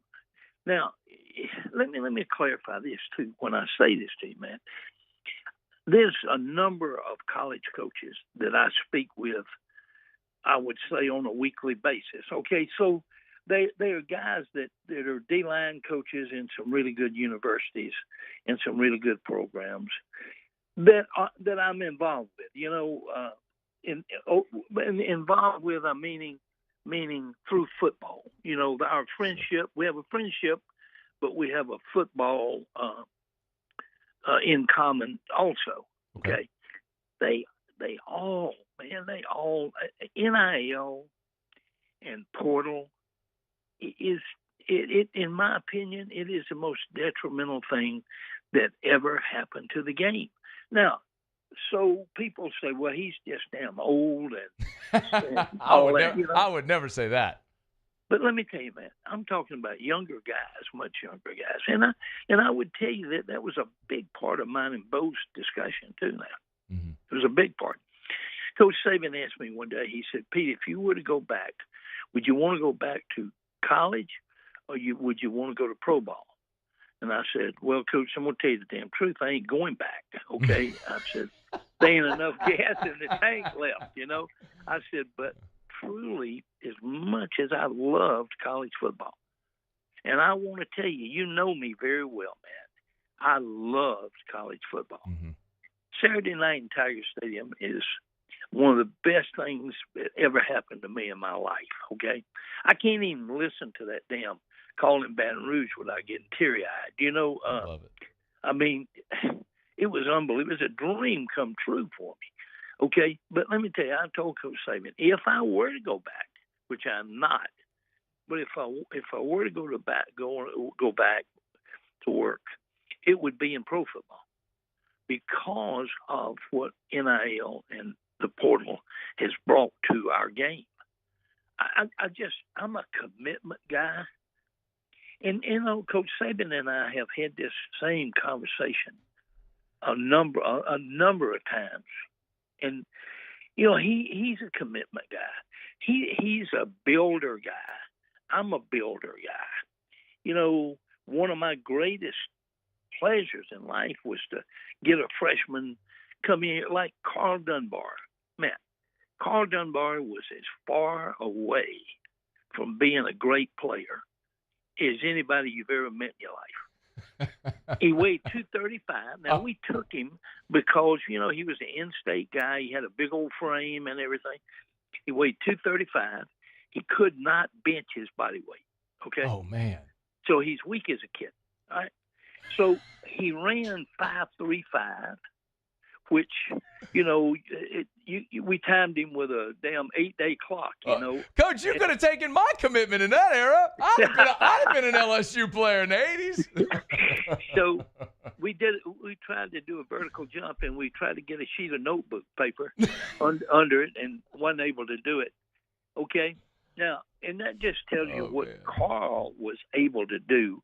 And I would like to think I helped Carl. I think if you ask Carl, he would say that I did help him, and that Milton Williams, who was a great strength coach for us at LSU at that time, and we had another real advantage. We had Broussard at that time, and the kids really ate good, So Carl grows up. He runs a 5.5 40. He benches over 400 pounds. I forget his vertical, but it was a hell of a lot better than when he got here. Okay, well, let me tell you.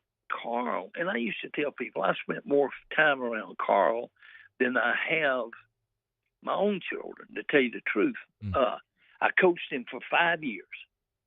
I sat in that meeting room with him for 5 years, okay? And then when Coach Saban came here, Coach Saban hired him to be my helper. So at that time, we were still over there in what Coach Saban called the Bank One building, which is the building sitting in the parking lot out in front of, out to the side of Tiger Stadium. You know what I'm talking about? Oh, yeah, the athletic administration building. Yes, sir. Yeah, Coach Saban hated that building. He called it the damn Bank One building because the players never came in there. And he told me, he said, I want to get a building built over there around the practice facility, blah, blah, blah. And I said, Coach, there's some architect's drawings because I've worked with 4 men that wanted to get that building built. And he said, well, I'm getting the damn thing built. And he did. He did. I tell you a strange thing about it, too. He's never been in that building. That's wild. He left, you know, and it was near completion, but he's never been in there before. So he and I've talked about that. But anyways, I you know, think about Carl Dunbar. Now here's Carl Dunbar, who I don't know where your listeners, you know, the guys that follow pro football probably. He's one of the better, if not the damn best, defensive line coach in the National Football League. Oh yeah. I mean, that guy does a great job, and he did a good job in college. He coached Saban. He worked over at Alabama, won a championship. Now, you know, he's making his living, and he's made his living, and he's made a great reputation for himself in the National Football League. Well, let me ask you this. How proud do you think that makes me? Really proud. I mean, really. I mean, the guy, we gave him number 63 because we didn't know what the hell we were going to do with him. You know, we had a big old frame kid that couldn't run. He was weak as a kitten, you know, but let me tell you, Carl Dunbar, and we brought Clinton James in at the same time. Those 2 kids, both of them went to pro football. They worked so hard, but I saw them every single day. There was a big university that was one of the high-powered football programs, called me and asked me to come out and visit. They wanted to offer me a job, okay? So I told Donna about it, my wife, and she said, well, you going to go out there? And I said, no, I'm not. And she said, well, maybe you ought to just take a ride out there. And I said, no, listen, you know, I want to be here at LSU, but I don't want Carl Dunbar and Clinton James and all those other guys hearing that I'm looking for a job. I don't want to do that because I got them working 3 times a day. This was during the summer. I said, you know, I don't want them to hear that I flew out there to talk about a job to those people and everything. You know, I said the price that those guys paid to be good football players was enormous, man. It was enormous. Well, let me get back to my point. That's what I love. That's what Saban loves. That's what Bo loves. To see a Carl Dunbar, and I just use him. He wasn't the only one now, but I'm just using him because he's a household word name in the state of Louisiana. Sure. So to see his progress, the man he grew into, and I speak with him once a week on the phone. He'll be in Thibodaux. He's coming to Thibodaux this year. He's missed a couple of years due to some illnesses he was dealing with. But he's a perfect example of what I loved about college football, what I absolutely loved about it.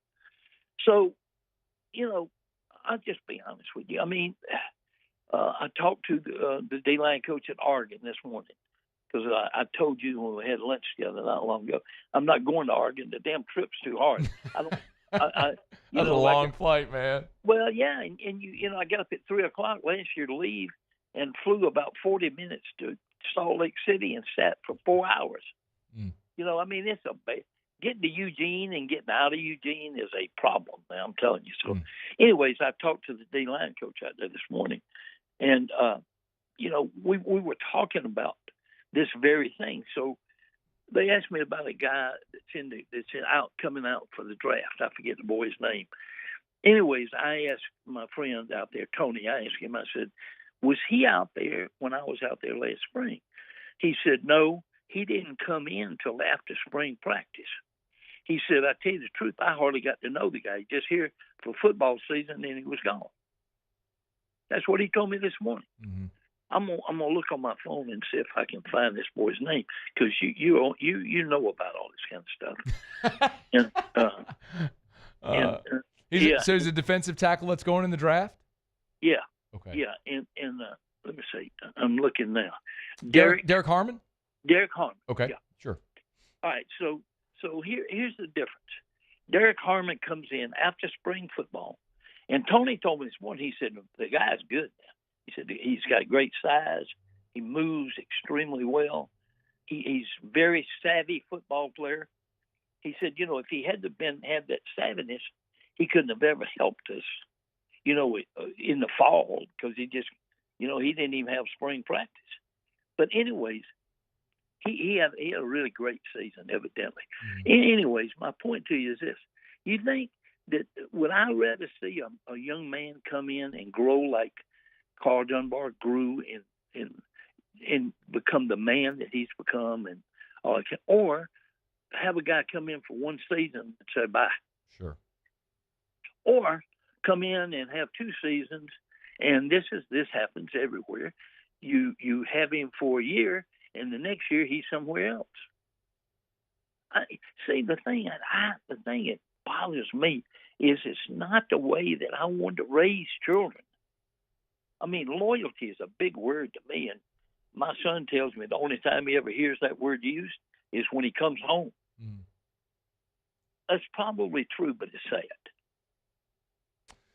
Coach Pete Jenkins is with us. We're talking about Bo Davis, who heading out of LSU after one season, heading to the New Orleans Saints. Coach Pete, I got to grab a break. Do you want to hang out for a little while longer, or do you have to go? It's okay. No, it's okay if you have to go. No, I'll do this. Yeah. Okay, all right. Let me take a quick break. We'll come back, and I got a few more questions I want to ask Coach Pete. I can talk to Coach Pete all day. Y'all know that. But let me not get a break. We'll come back, and we'll continue our visit. AFR. We're brought to you by Glow Resources, GLO, glowresources.com, glowresources.com. At Glow Resources, they are complete employer solutions. If you own a business, or maybe you don't own the business, maybe you're the person in the business who is the ops manager, the hiring manager, the HR director, the VP of personnel, whatever it is. If you're the person in the business responsible for finding the right people for the business, skilled blue-collar labor, any white-collar job, law firm, CPA, office manager, accountants, anybody, and you're having trouble finding the right people, enter Glow Resources. They have been a resource for businesses quite literally all over the world, and their headquarters are right there on Perkins Road in Baton Rouge by Pennington. A 96% success rate. You got to learn more. GLO, glowresources.com.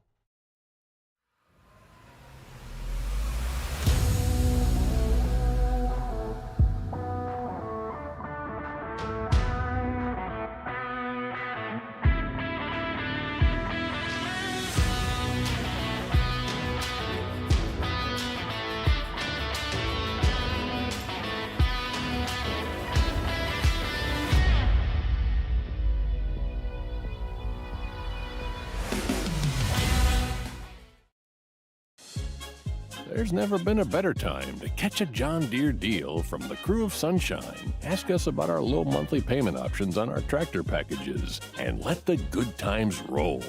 With equipment strong enough to power one of the world's largest celebrations, we've got your needs covered too. Learn more about what it means to be powered by Sunshine at sunequip.com. Some restrictions apply. See dealer for details.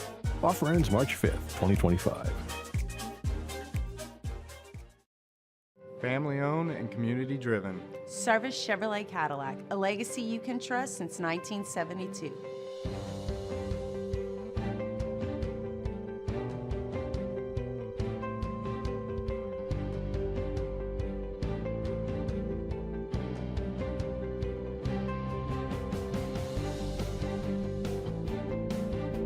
Service Chevrolet Cadillac, our family serving your family. For over 50 years.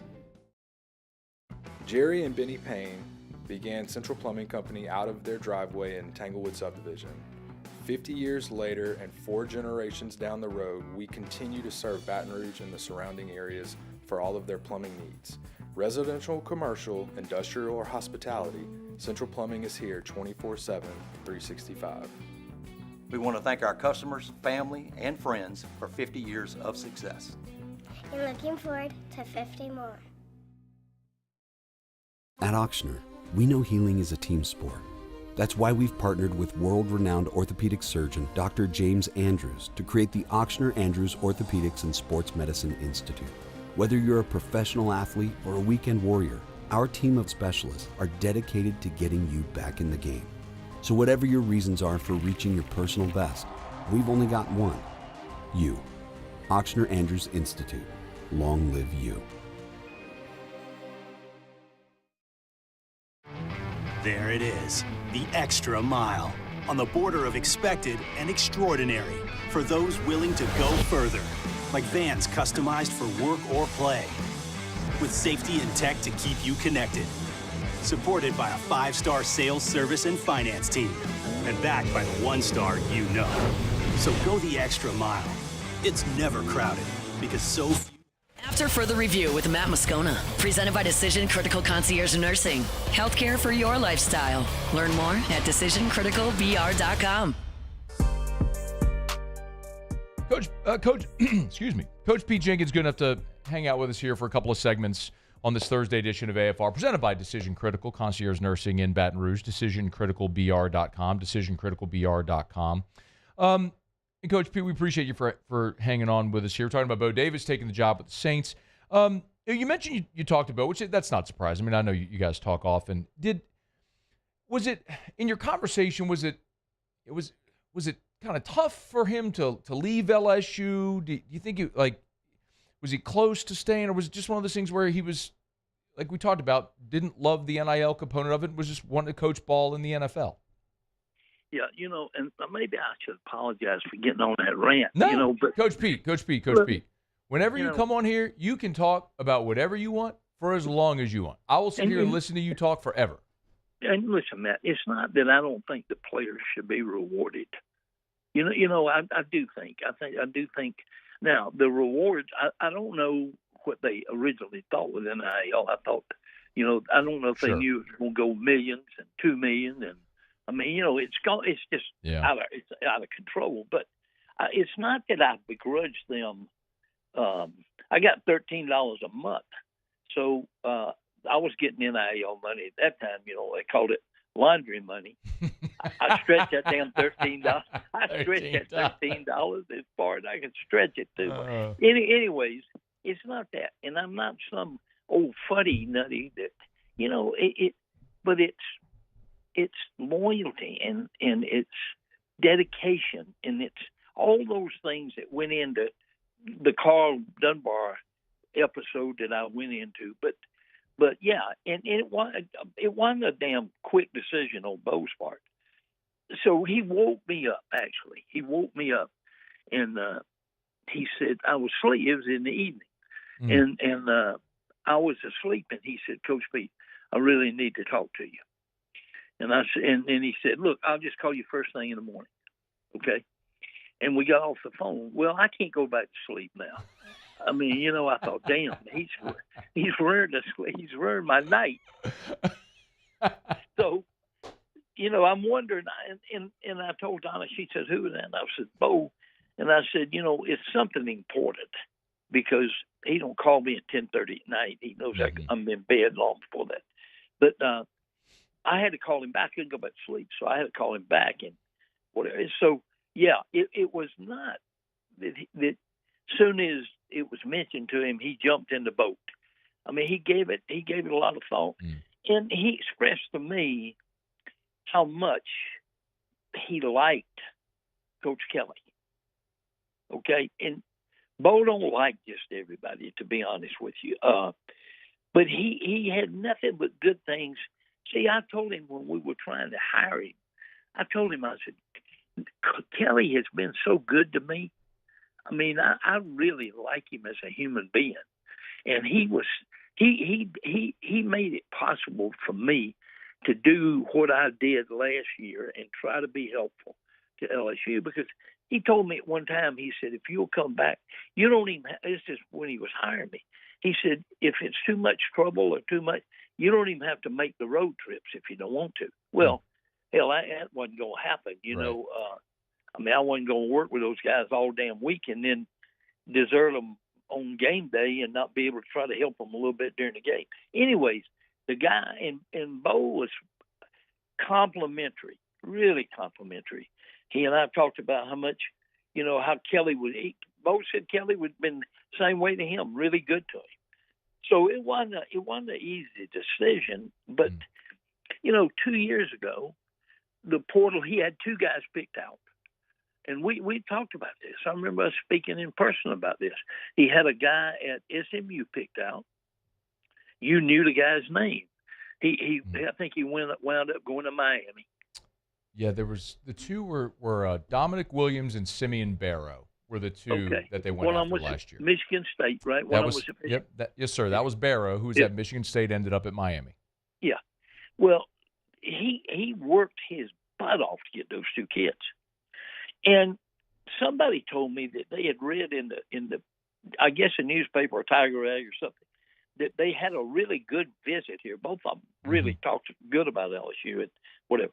Anyways, at the end of the day, Bo gets outbid on those 2 guys.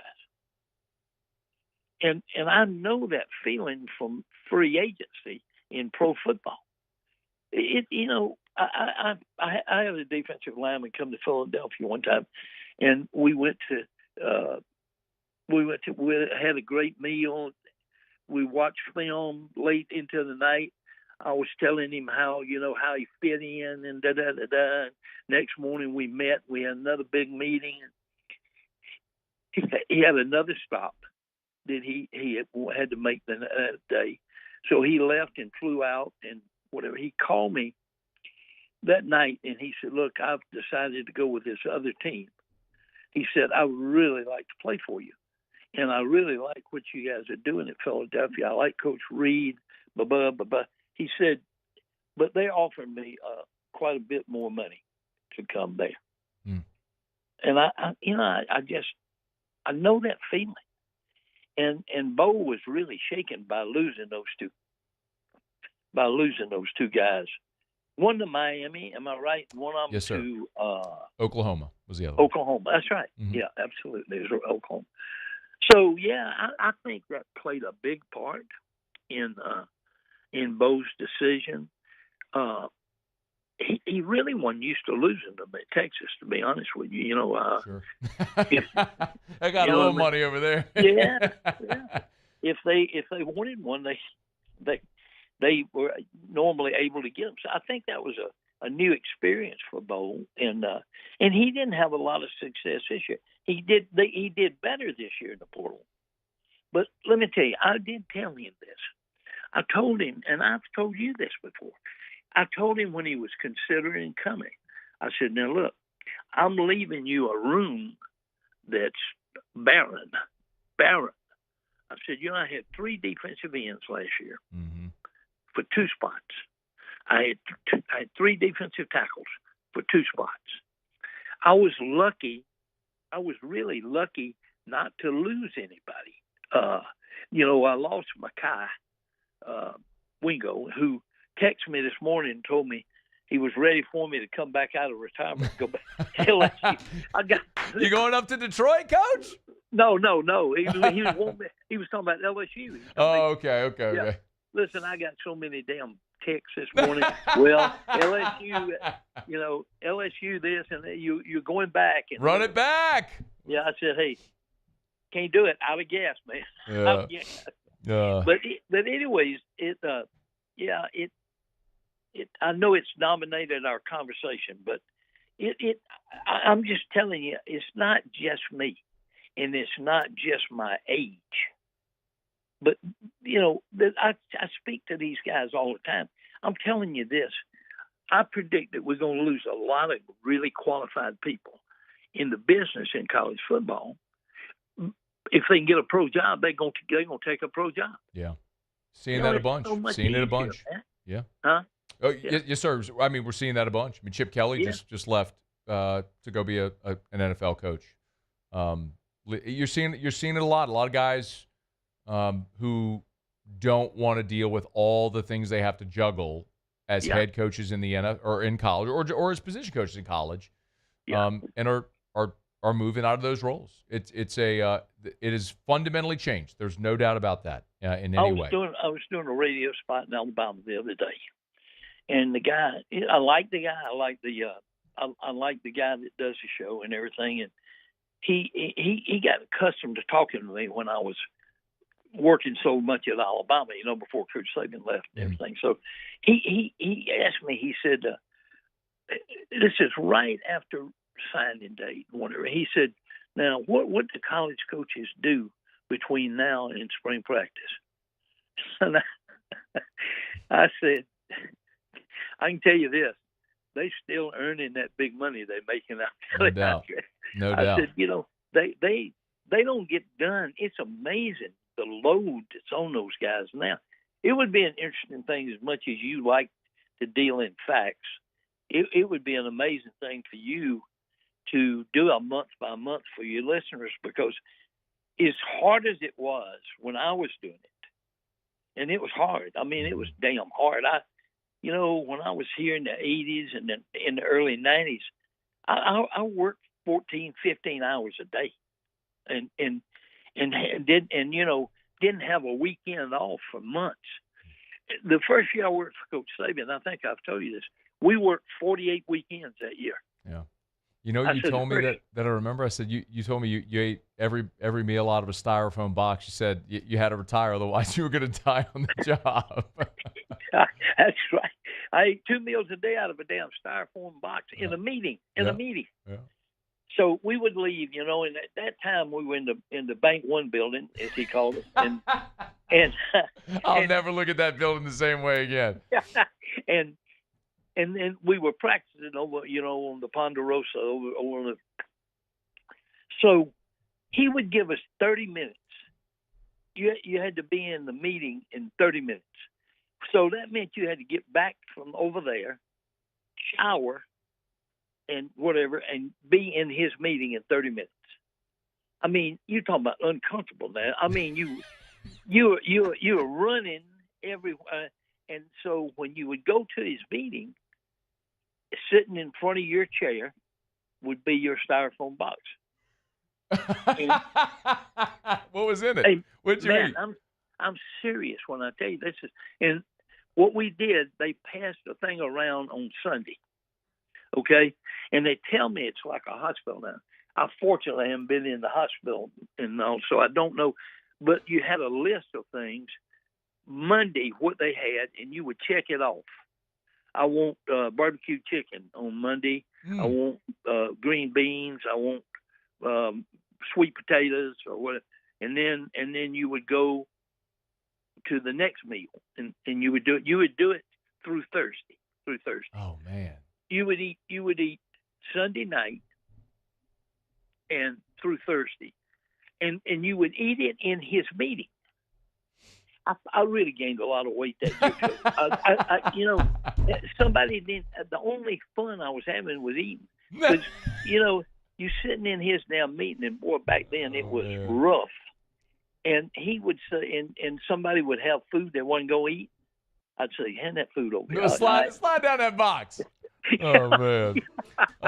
Hey, Coach Pete, I gotta run. Yep. Okay, my friend. I always appreciate your time. Hey, next time you're in town, let's coordinate and let's come in studio, and we'll tell some more stories and get you on air. I know our audience loves hearing from you. Okay, thank you, Matt. Thank you. I appreciate it. No, it's our pleasure. That is it's Coach Pete Jenkins. He has always been so good to me, like better than I ever deserved to be treated by Coach Pete or anybody. He's just, why people love him.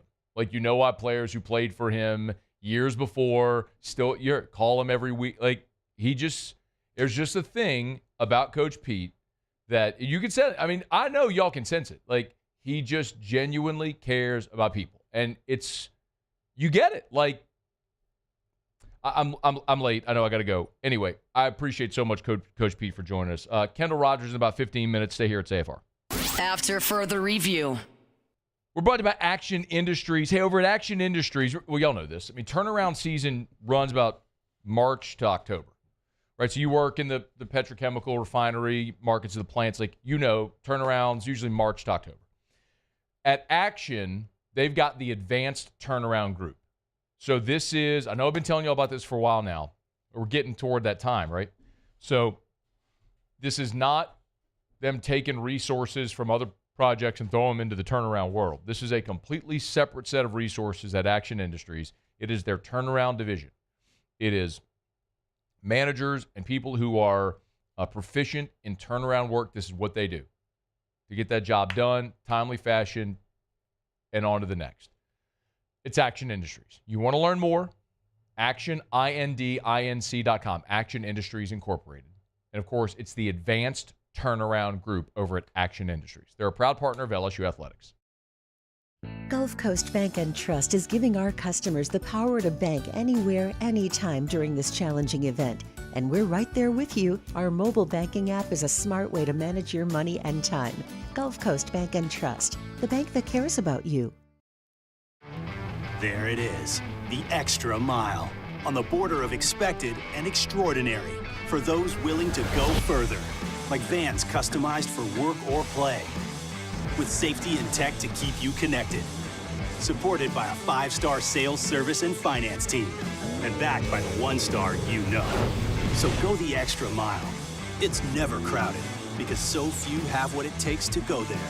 Mercedes-Benz Vans.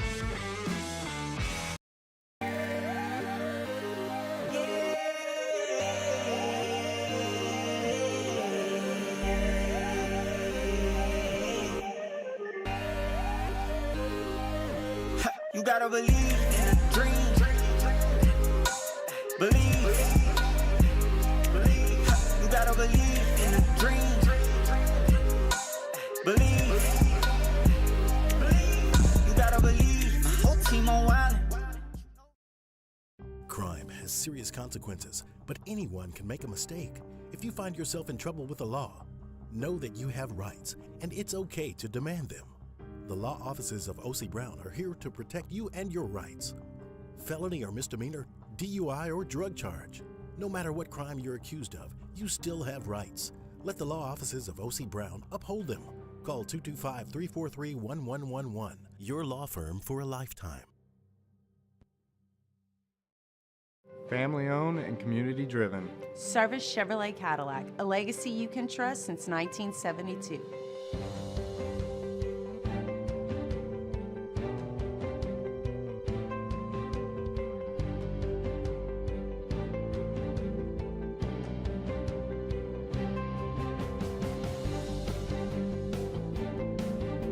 Service Chevrolet Cadillac, our family serving your family. For over 50 years. There's never been a better time to catch a John Deere deal from the crew of Sunshine. Ask us about our low monthly payment options on our tractor packages and let the good times roll. With equipment strong enough to power one of the world's largest celebrations, we've got your needs covered too. Learn more about what it means to be powered by Sunshine at sunequip.com. Some restrictions apply. See dealer for details. Offer ends March 5th, 2025. At Bayou Automotive, we believe in a sales process that puts you first. We want you to experience an easy purchase with clear pricing and great service. Let Bayou Ford and Bayou Chrysler Dodge. After further review with Matt Moscona, presented by Decision Critical Concierge Nursing. Healthcare for your lifestyle. Learn more at decisioncriticalbr.com. All right, shout out to Coach Pete Jenkins. We appreciate the time. As always, Terrell was here last hour. Kendall Rogers in about 8 minutes from right now. We got to move quickly. Musso, Tigers in the pros. Tigers in the pros. They still bleed purple and gold. They're just really rich now. Spring training, Major League Baseball. Jaden Hill picks up save number 1 of the spring on Wednesday. 1 shutout inning, didn't walk or strike out anybody, but other than that, I mean, he was perfect. Wish him luck as he continues his way. Our guy, Hunter Fiducia. Hey, another double. Big Hunter Fiducia show. Another double. That's his second of the spring. He's hitting a cool .556. Also drew a walk in the game. drove in a run and came around to score. And then finally, goes for title short on time, Eric Raiselman. Perfect inning for the Yankees in spring training earlier today with 3 strikeouts. Struck out the side, got his first hold. Go. Maybe he gets the call up this year, man. We'll see. He might be the one. He might be the one. Call him up, you cowards. That's your team. I don't care. Yeah.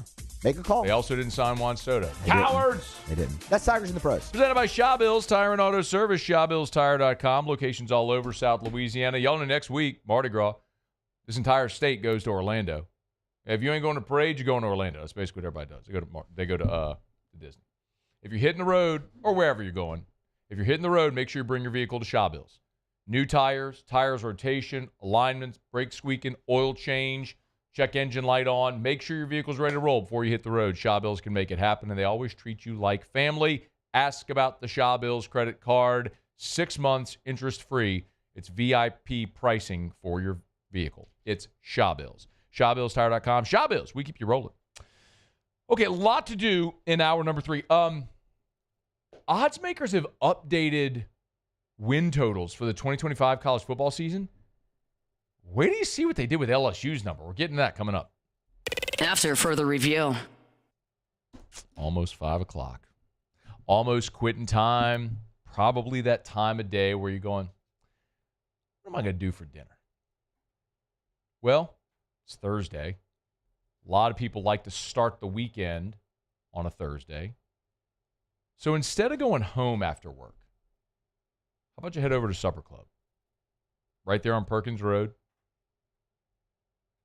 Open seating at the bar, always. Maybe call wife, girlfriend, fiance, or ladies. Ladies, for the ladies listening to the show, call the guy in your life and say, hey, I'm not cooking tonight. Meet me at Supper Club. Do that. Have a glass of wine, cocktail, premium whiskey, great meal. Maybe you get lucky and have a table available. Maybe you have dinner at the bar. Either way, it's Supper Club. Get your reservations today. SupperClubBTR.com. Need service now? Bayou Ford and Bayou Chrysler Dodge Jeep Ram can get you same-day appointments for service, and we offer pickup and delivery of your vehicle from New Orleans to Baton Rouge. If you need sales and service, the crew at Bayou Automotive is going to do right by you. The Windsor Senior Living Community in Mandeville, Louisiana is a beautiful, vibrant apartment community geared toward seniors. They are nestled right in the heart of Mandeville, where seniors live a more carefree lifestyle in spacious apartments with the peace of mind that comes from having a little extra help. Call the Windsor at 985-624-8040 to schedule a lunch and tour. Come see how the Windsor can be your passport to peace of mind. Jerry and Benny Payne began Central Plumbing Company out of their driveway in Tanglewood Subdivision. 50 years later and 4 generations down the road, we continue to serve Baton Rouge and the surrounding areas for all of their plumbing needs. Residential, commercial, industrial, or hospitality, Central Plumbing is here 24/7, 365. We want to thank our customers, family, and friends for 50 years of success. And looking forward to 50 more. At Auctioner, we know healing is a team sport. That's why we've partnered with world-renowned orthopedic surgeon Dr. James Andrews to create the Auctioner Andrews Orthopedics and Sports Medicine Institute. Whether you're a professional athlete or a weekend warrior, our team of specialists are dedicated to getting you back in the game. So whatever your reasons are for reaching your personal best, we've only got one: you. Auctioner Andrews Institute. Long live you. There it is, the extra mile, on the border of expected and extraordinary for those willing to go further, like vans customized for work or play, with safety and tech to keep you connected, supported by a 5-star sales, service, and finance team, and backed by the 1-star you know. So go the extra mile. It's never crowded, because so few have what it takes to go there. Mercedes-Benz Vans. Crime has serious consequences, but anyone can make a mistake. If you find yourself in trouble with the law, know that you have rights, and it's okay to demand them. The law offices of O.C. Brown are here to protect you and your rights. Felony or misdemeanor, DUI or drug charge. No matter what crime you're accused of, you still have rights. Let the law offices of O.C. Brown uphold them. Call 225-343-1111. Your law firm for a lifetime. Gulf Coast Bank and Trust is giving our customers the power to bank anywhere, anytime during this challenging event. And we're right there with you. Our mobile banking app is a smart way to manage your money and time. Gulf Coast Bank and Trust, the bank that cares about you.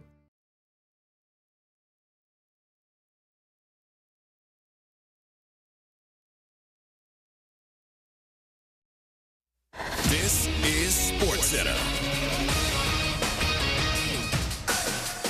I'm Doug Brown. Chiefs tight end Travis Kelce tells ESPN's Pat McAfee show he will play in 2025. Kelce sent a text saying, quote, "I can't go out like that," end quote, referring to how he played in a Super Bowl 59 loss to the Eagles. Heisman Trophy winner Travis Hunter says it's been one of his dreams to be the number 1 overall pick in the draft. Carter is listed as a defensive back at this week's Combine, but wants to play both ways, as he did at Colorado. Did some meetings at receiver, did some meetings at DB, so still up in the air. They say nobody has ever done it for real the way I do it, but I tell them that I'm just different. I'm a different person. Travis Hunter, ESPN's Shams Charania reports Hall of Fame coach Greg Popovich held an emotional in-person meeting with his Spurs players today. The first time they'd seen him since his mild stroke in November. Popovich won't coach again this year, but hopes eventually to come back.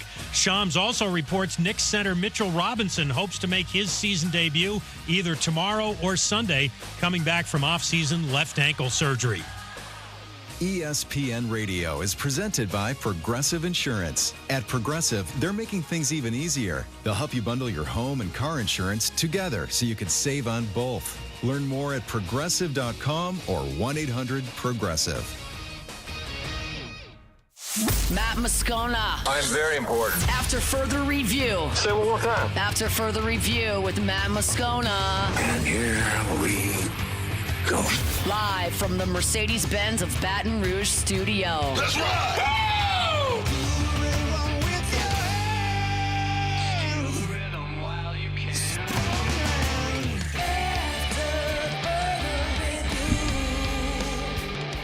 Hour 3, off we go. Welcome aboard. Glad you're with us. It's AFR. Presented by Decision Critical, concierge nursing in Baton Rouge. I'm Matt. Love you, Matt. Paul O'Neill. Chanting Paul O'Neill's name. You sir. And Mr. Toby Tumpley.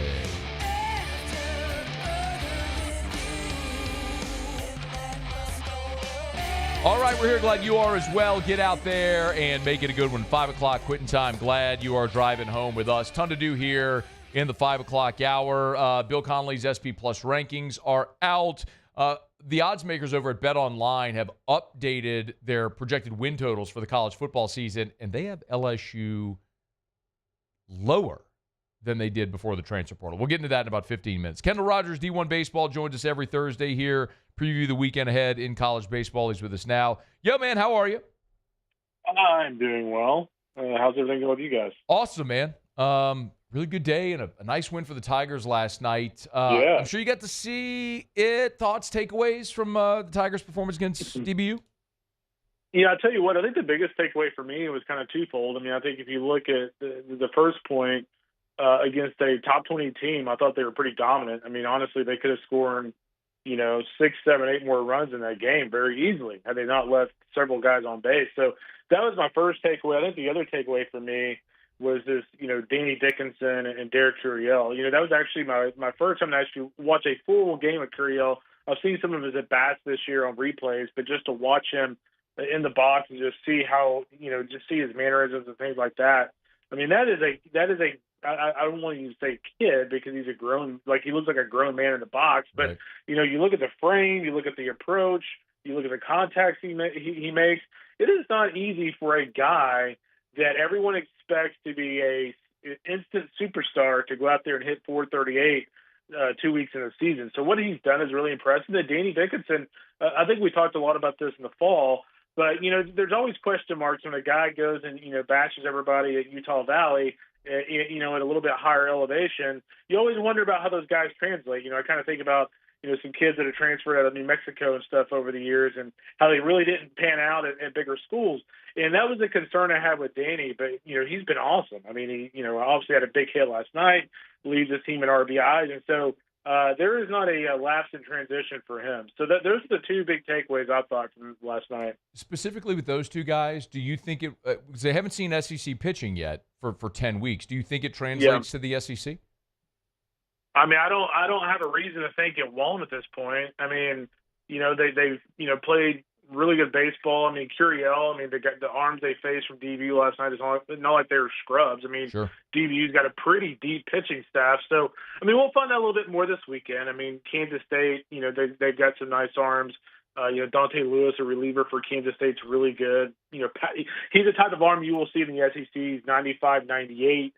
Good secondary stuff. Obviously, Nebraska's pitching at a very high level so far this year with Rob Childers as their pitching coach. So we'll find out a little bit more this weekend. But I'll tell you what, man, I like the look. Like, Curiel looks like a guy that's in the box, ready to do damage. He is definitely not thinking about it, like overthinking it there in the box. So really impressed with those two guys early. We'll see if that continues this weekend. I want to get to the games in Frisco this weekend in just a sec, but I did want to ask about Connor Ware because he's been a giant talking point here, certainly through these first few weeks. When you look at Connor Ware, is that a guy that you think eventually could find his way into a weekend role with LSU?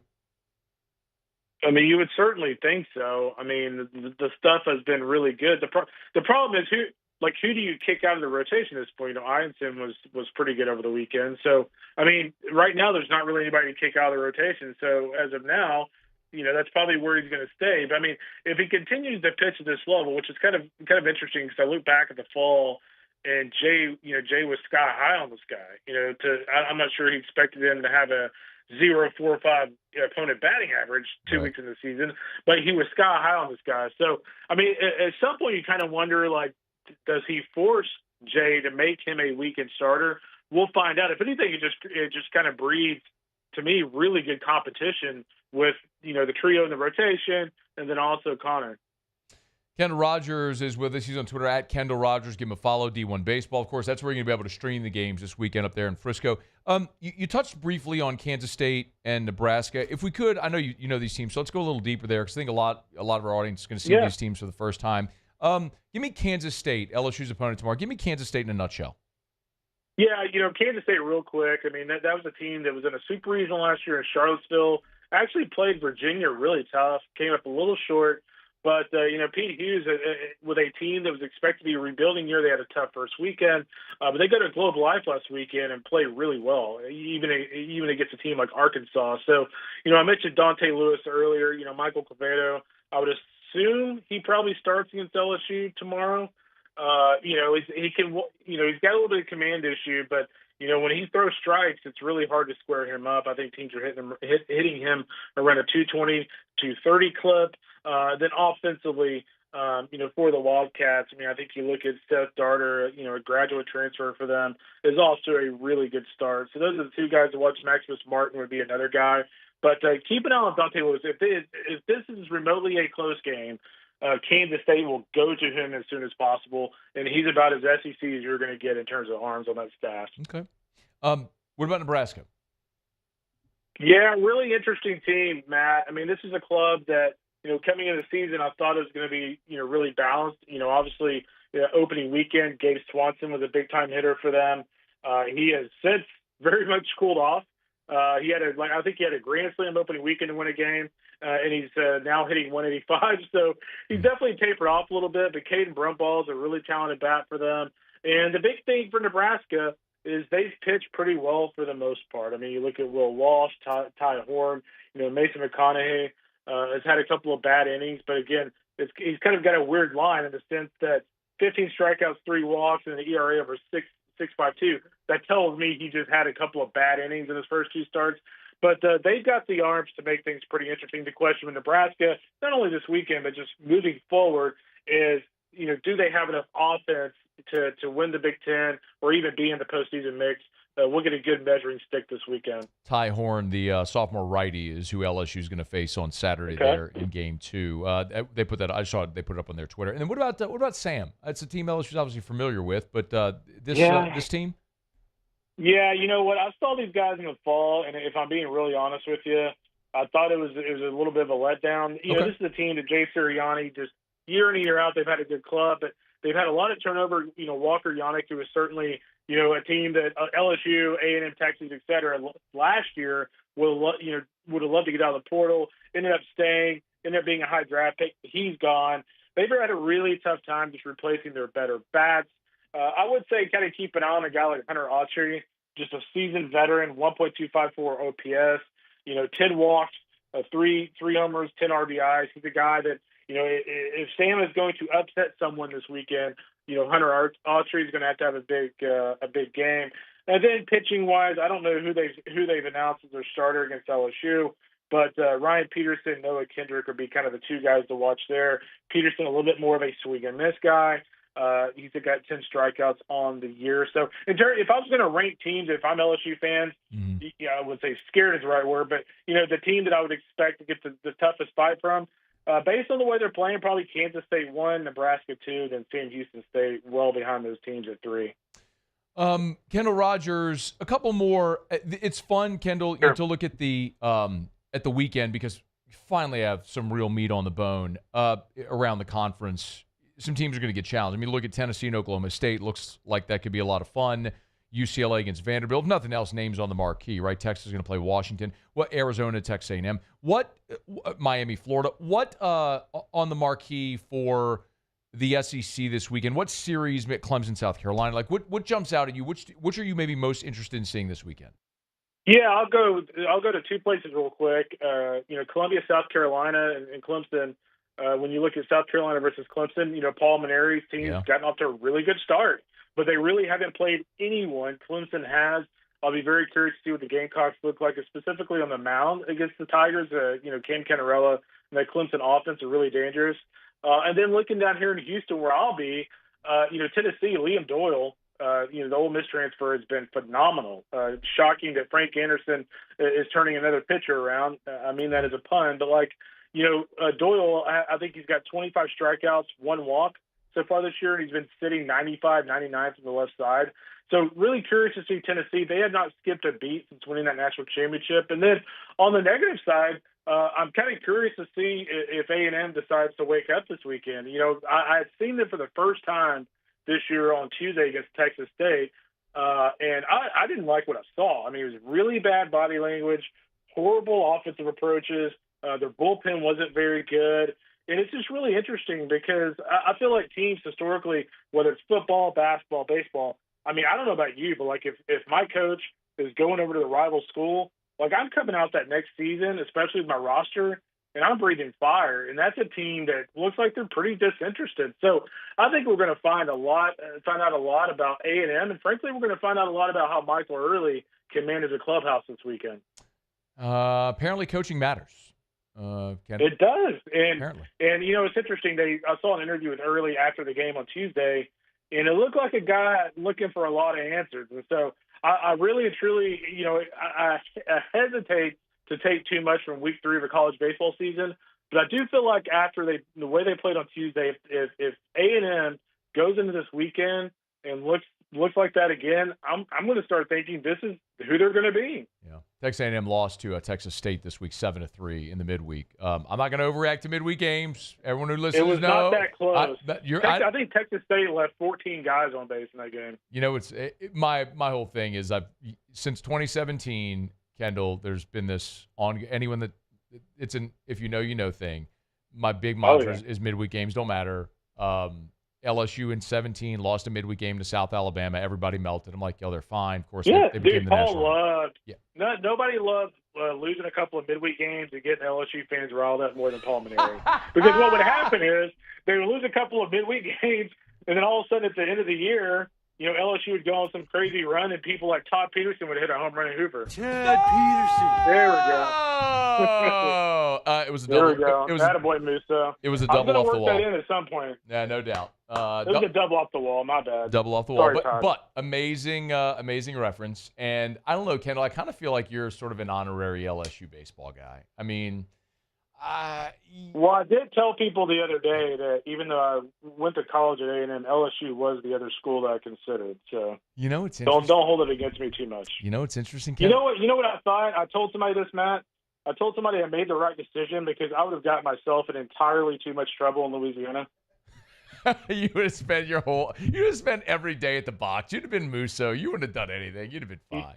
Yeah, I'm not sure I would have turned out the way I am now. You know what, Kendall? I actually applied to and got into A&M twice. There you go. Didn't go either time, obviously, but I did visit. And so are you?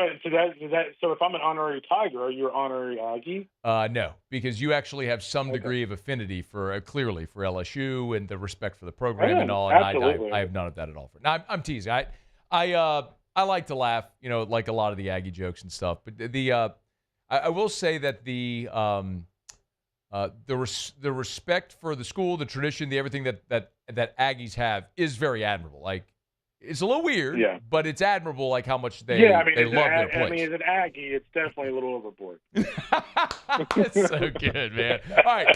By the way, if you want to watch the games this weekend, you got to subscribe to D1 Baseball. That's where you can get the streams this weekend in Frisco. So D1Baseball.com. I'm surprised you're not going to be there, man. I was hoping I'd see you pop in on the broadcast up there. Yeah, Aaron Fitt will be up there. Actually, for LSU fans, Ben McDonald's going to do color for us on that, and then Kyle Peterson will be in the booth as well. So LSU 25 will get you $10 off the sign-up fee. So it's like half off of that sign-up fee. Right, so, LSU 25. it sounds like it's going to be a sellout on Saturday, so LSU fans flocking to DFW this weekend. All right, so the code again is LSU 25, LSU 25. You said for 10% off? Correct. That is it's 50% off the sign-up fee, so $10 off. Oh, 50% off. Sorry. Okay, so 50% off, which is $10. Okay, cool. So if you go sign up at D1 Baseball, use the code LSU25, LSU25. You can stream the games this weekend. Of course, then you'll get subscribed up to D1 Baseball, which is awesome. All right, dude, we appreciate it as always. Thank man. you, buddy. Right, yeah, have a good one, man. See ya. We'll see you. That's Kendall Rogers. It's After Further Review. We're brought to you by First South Farm Credit, firstsouthland.com, firstsouthland.com. If you're thinking of buying land, your first call should always be to First South Farm Credit, because they've been doing this for more than 100 years. Like, you don't hang around since 1916 if you're not doing something right. But since 1916, that's what First South Farm Credit has done. One thing, help Louisianians buy land. And by the way, not just land in Louisiana. You want to buy a hunting property in Mississippi? They can help. You want to buy that ranch in Texas? They can help. You want to buy land in Idaho, Montana, anywhere? First South Farm Credit can help. FirstSouthland.com. Your first call should be to First South Farm Credit. FirstSouthland.com. All right. It is After Further Review. We're glad you're hanging out with us here on this Thursday edition of AFR, presented by Decision Critical Concierge Nursing in Baton Rouge. Okay, let me knock out a break. When we come, I'm going to move quickly. When we come, it's been a jam-packed show today. Kat Terrell was here in hour one. Thanks to Coach Pete Jenkins was here last hour. Kendall Rogers is there. Let me break. We'll come back. BetOnline.ag has updated projected win totals for the college football season in 2025. Here, post-portal window now. Pre-spring, and you're not going to like what they did with LSU's number. We'll talk about it next. Stay far. AFR. Right about the Watermark Hotel and the Renaissance Hotel. Watermark downtown, Renaissance Southtown. I'm telling you, if you're going to parades this weekend, Watermark downtown, awesome spot. Pop into the Watermark, have lunch, have a cocktail, a glass of wine, a beer, whatever it is there at the Watermark bar. You're right on the parade routes.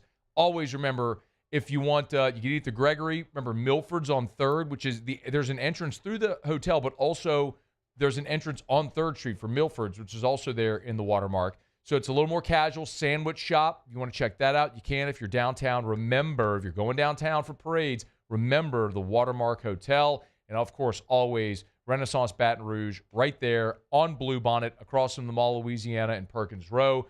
Can't miss it. Giant, sprawling hotel, gorgeous.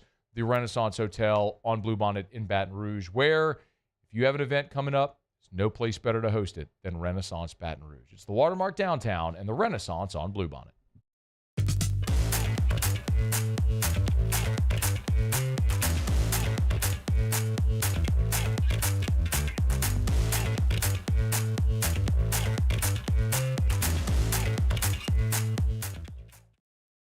Gulf Coast Bank and Trust is giving our customers the power to bank anywhere, anytime during this challenging event. And we're right there with you. Our mobile banking app is a smart way to manage your money and time. Gulf Coast Bank and Trust, the bank that cares about you.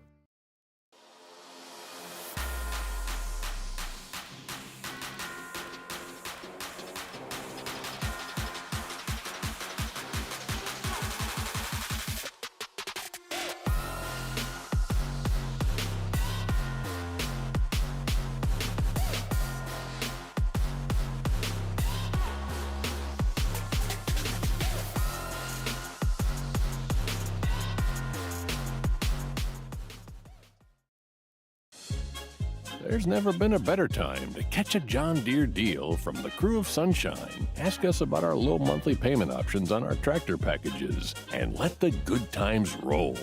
With equipment strong enough to power one of the world's largest celebrations, we've got your needs covered too. Learn more about what it means to be powered by Sunshine at sunequip.com. Some restrictions apply. See dealer for details. Offer ends March 5th, 2025.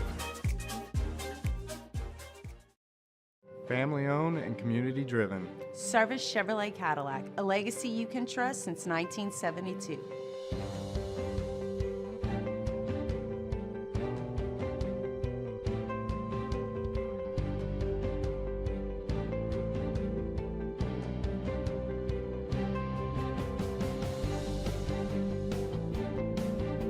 Service Chevrolet Cadillac, our family serving your family. For over 50 years.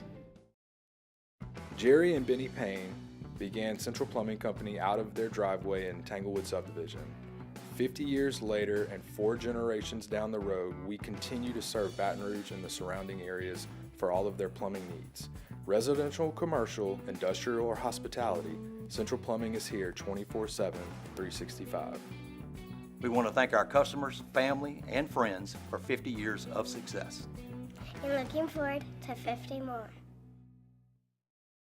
At Auctioner, we know healing is a team sport. That's why we've partnered with world-renowned orthopedic surgeon Dr. James Andrews to create the Auctioner Andrews Orthopedics and Sports Medicine Institute. Whether you're a professional athlete or a weekend warrior, our team of specialists are dedicated to getting you back in the game. So whatever your reasons are for reaching your personal best, we've only got one: you. After Further Review with Matt Moscona, presented by Decision Critical Concierge Nursing. Healthcare for your lifestyle. Learn more at decisioncriticalbr.com.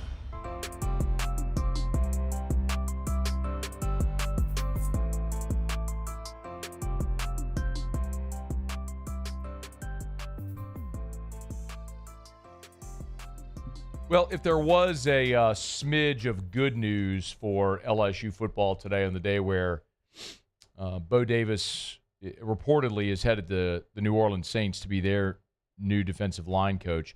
The number one interior offensive lineman in the country, who also plays defensive line at U High in Baton Rouge, Lamar Brown, did tweet earlier today after the Bo Davis news. He said, "My recruitment doesn't change for me. Tigers are still number one," with a tiger face emoji. So Lamar Brown, who is as big a target as there is for LSU in the class of 2026. He's the number one interior offensive lineman in the country. He is literally on LSU's campus there at U High. And in the on-3 composite, he's a 5-star. He's the number 12 overall player in the country at any position. He's the number one interior offensive lineman in the country.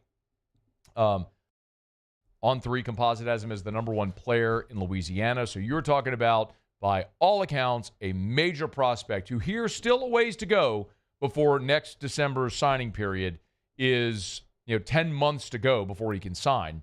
But is clearly saying LSU is his leader. Bo Davis no longer being at LSU doesn't impact his decision.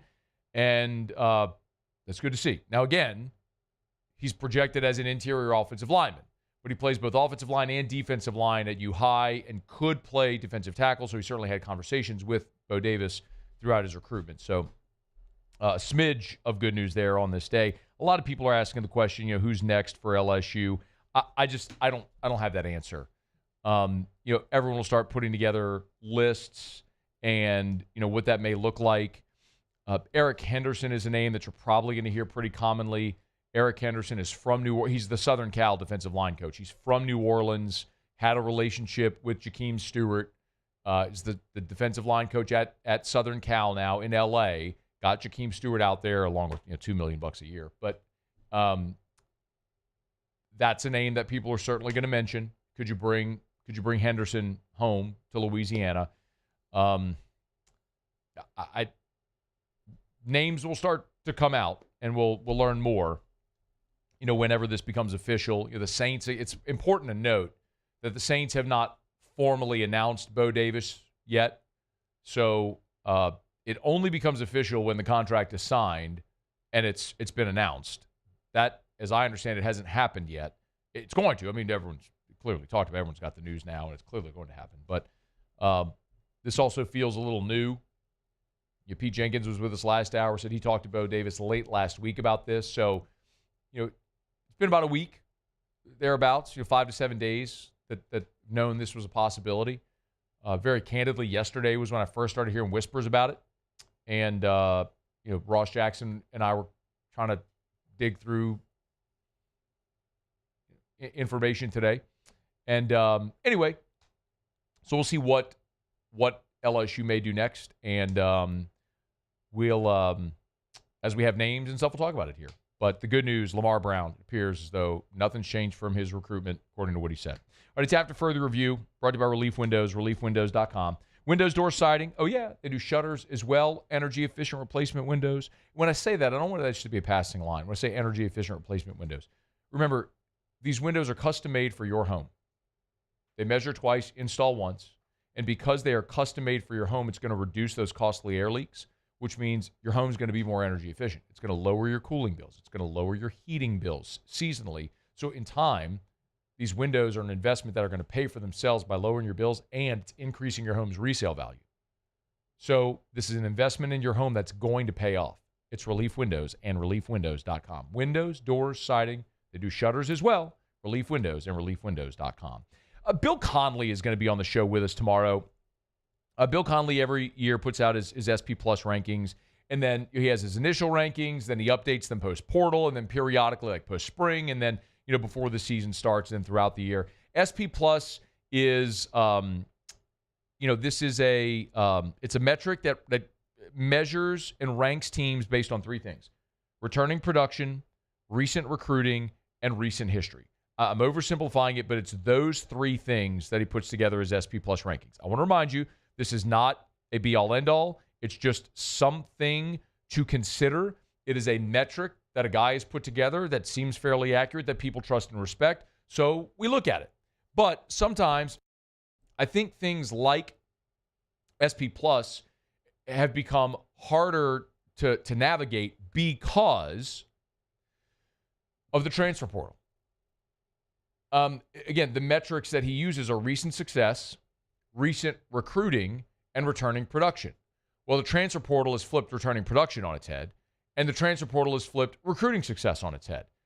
When in a given year, half of your roster turns over, that means after 2 seasons, half of your recruiting class is gone. So I think it's much more difficult to gauge this. Let me give you a for instance. So in these initial SP Plus rankings, which, by the way, now feature 136 teams, Delaware and Missouri State are now FBS. The number one team in the initial SP Plus rankings is Ohio State, the defending national champion. Number 2 is Alabama. Excuse me while I belly laugh looking at that. Alabama, which just lost 4 games, 3 in the regular season and their bowl game, which is losing its starting quarterback, a ton of production on both sides of the ball, and had 50% of its roster leave again. That's one of those where I say, in no way is that a competent measurement, because recent success would include Nick Saban's teams at Alabama, which obviously it's just a dramatically different era, giant asterisk. Returning production, again, you saw a ton of your production go out the door. And then the other part of it, with your recent recruiting success, that was Nick Saban recruiting those classes. And in 2 years, a year ago, half your roster turned over.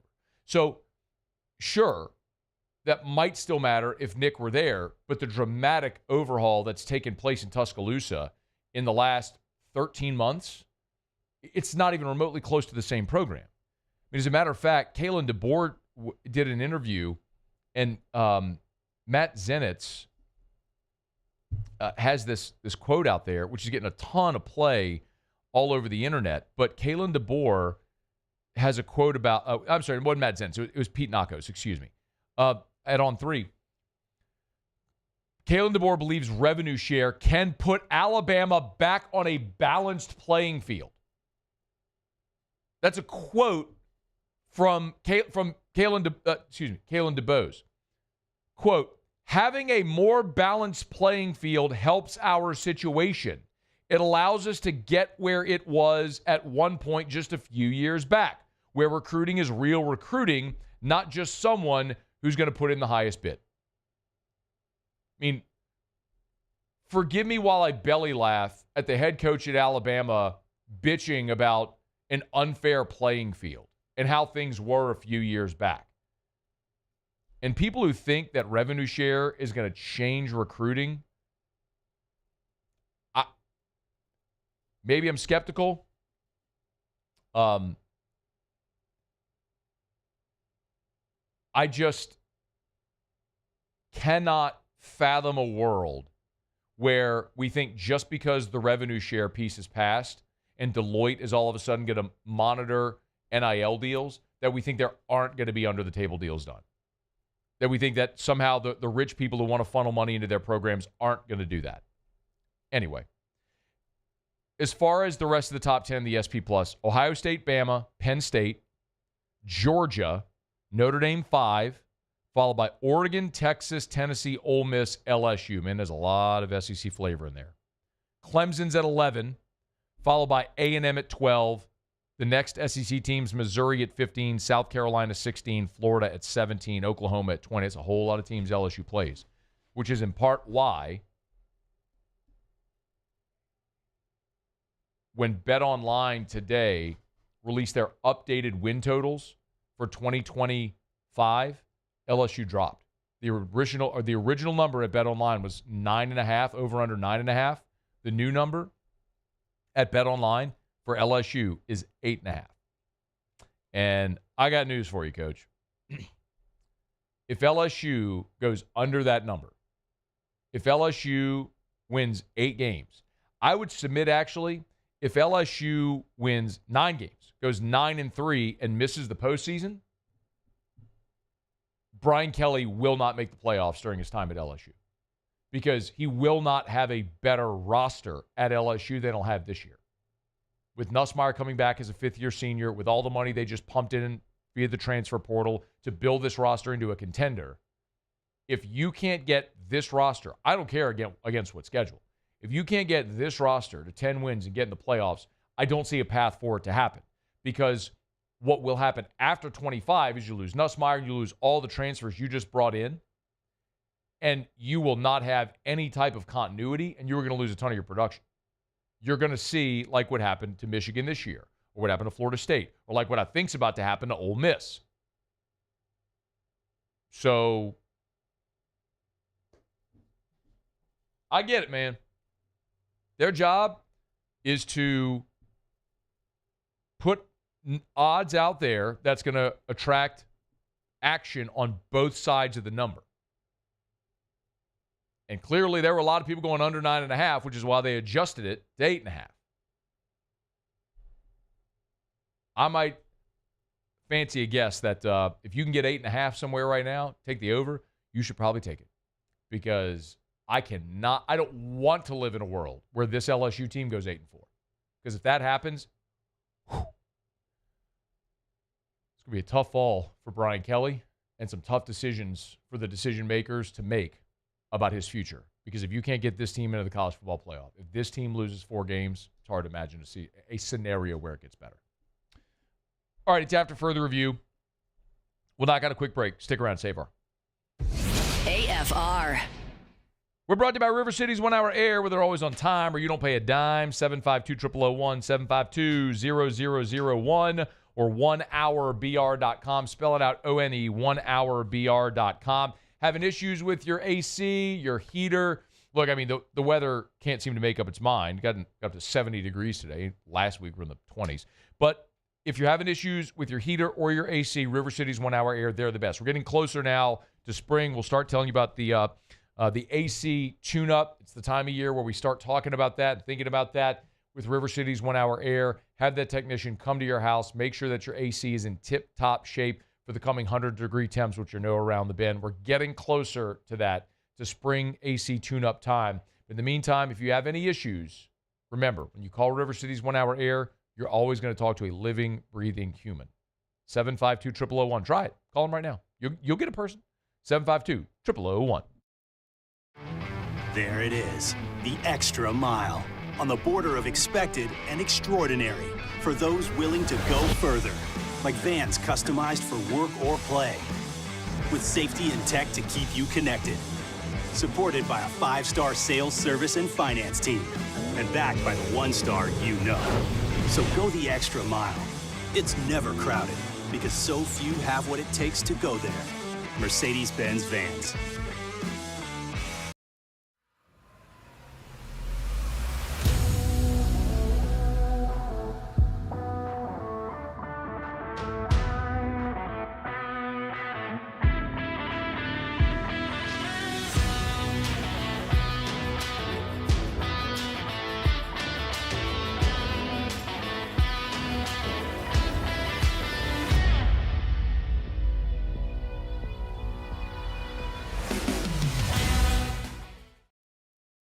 Crime has serious consequences, but anyone can make a mistake.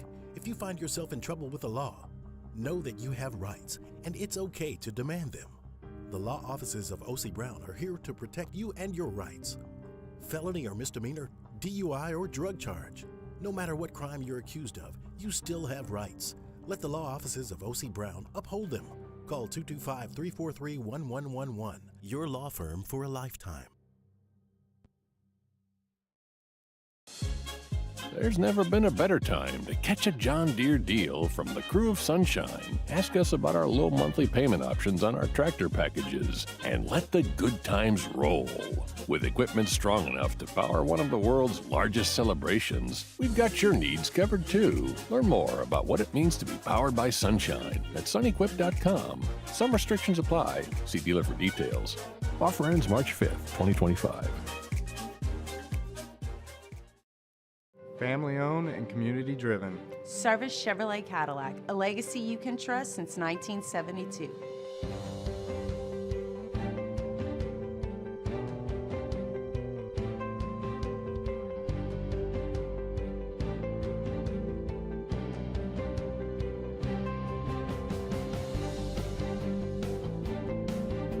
Service Chevrolet Cadillac, our family serving your family. For over 50 years. Jerry and Benny Payne began Central Plumbing Company out of their driveway in Tanglewood subdivision. 50 years later and 4 generations down the road, we continue to serve Baton Rouge and the surrounding areas for all of their plumbing needs. Residential, commercial, industrial, or hospitality, Central Plumbing is here 24/7, 365. We want to thank our customers, family, and friends for 50 years.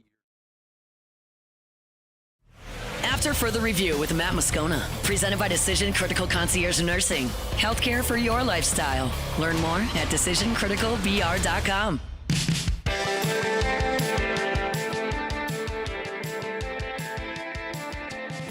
Tomorrow we'll be on air while LSU is playing Kansas State. First pitch of that game is at 2 o'clock, so we're on obviously 3 to 6. So we'll keep you updated throughout.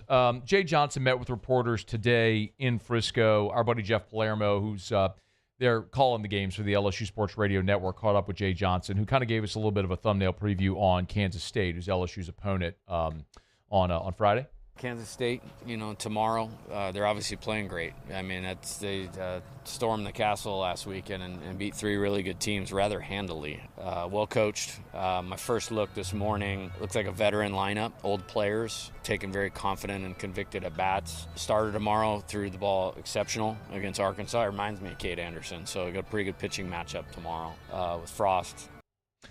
Pete Hughes, by the way, the Kansas State coach, remember Hal Hughes, who played at LSU, it's his dad, so a little connection there, which is interesting. So LSU will play Kansas State, then Nebraska, then Sam Houston on Sunday, 3-game series.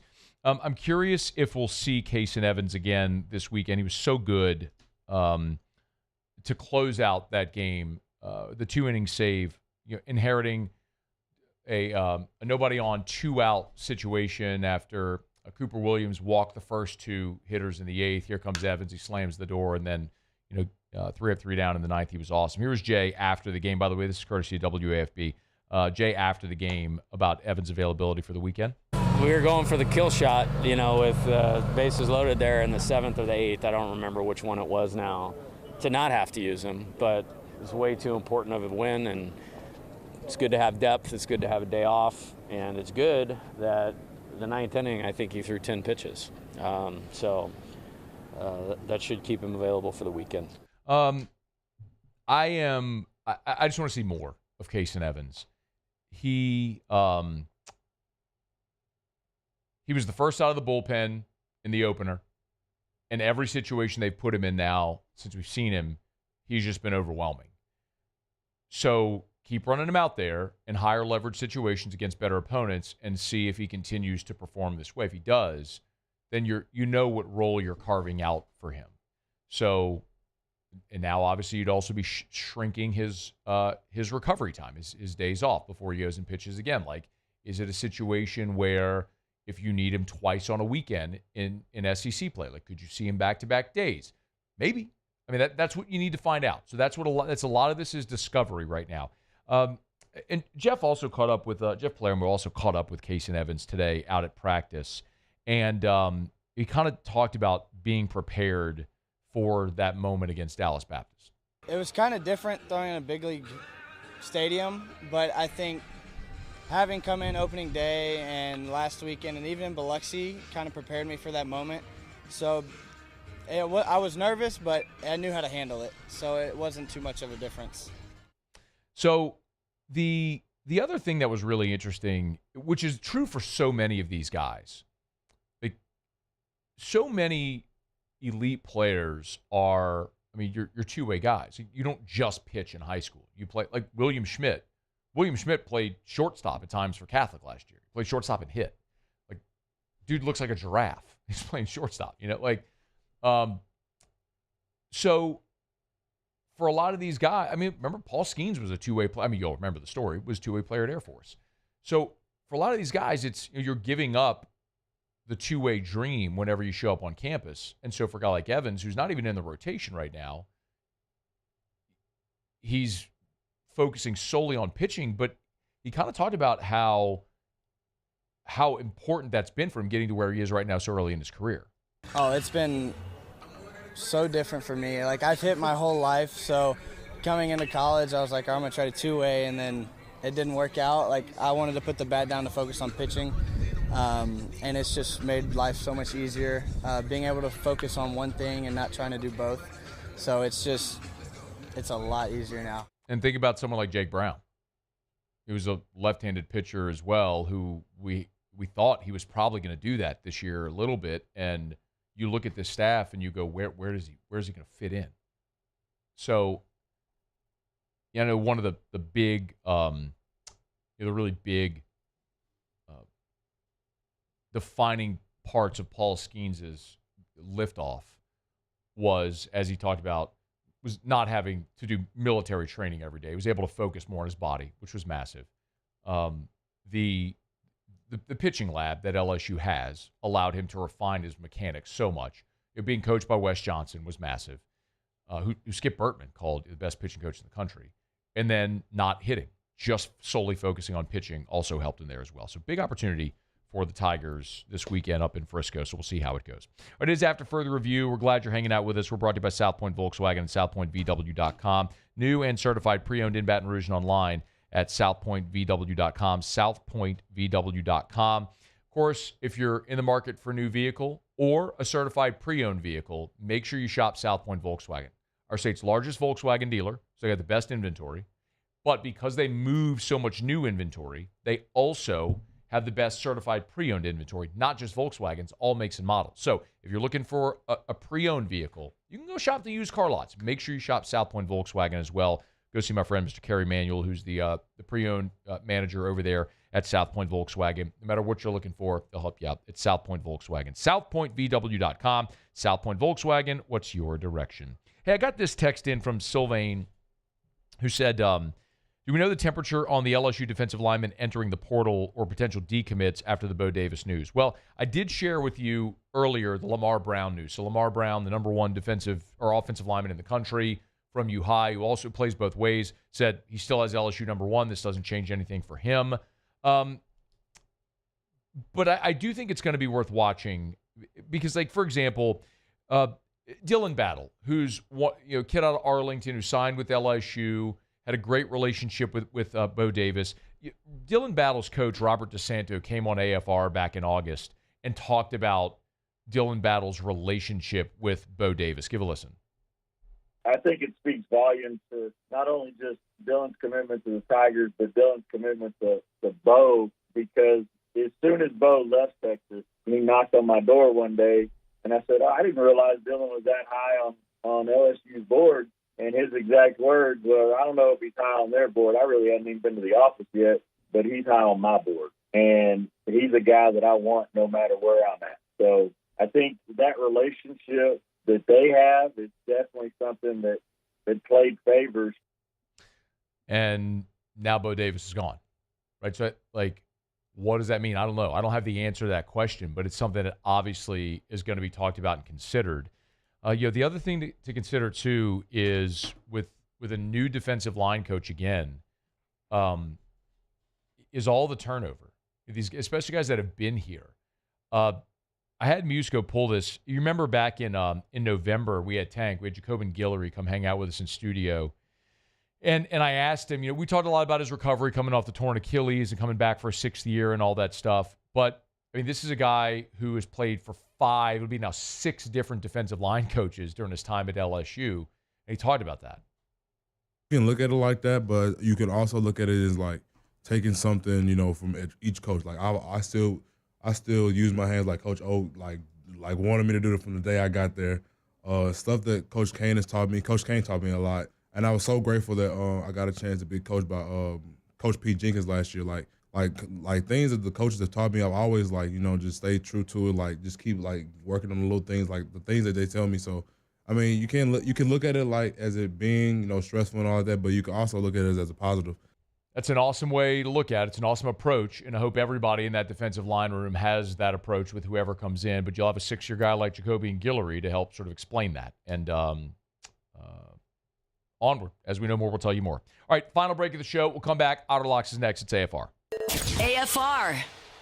I love telling you about Duplessis Builders for a lot of different reasons. Number one, it's South Louisiana, and everybody here wants a pool because spring and summer can be hot and oppressive, and if you have a pool, it's a way better way to spend your time outdoors. So you want to build a pool? Duplessis Builders. Of course, they can finance the job. If you need that help, you want to pay for it over time, you can do that. They have all those different finance options. You want to pay for it up front, you can do that as well. They're going to make it happen. So give them a call. From planning stage all the way through completion, let them help plan your paradise over at Duplessis Builders. But the other thing I love, the quality of the work. So many people can put up on Instagram pictures of beautiful pools. Lots of people build beautiful pools. Duplessis is no different. But what differentiates them, their commitment to customer service and their commitment to quality work. Derek is an engineering background, so the step-by-step process will not cut corners. That's why they offer a 10-year workmanship warranty.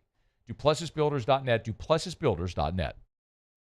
At Bayou Automotive, we believe in a sales process that puts you first. We want you to experience an easy purchase with clear pricing and great service. Let Bayou Ford and Bayou Chrysler Dodge Jeep Ram be your trusted partners in finding your perfect vehicle. The crew at Bayou Automotive is going to do right by you.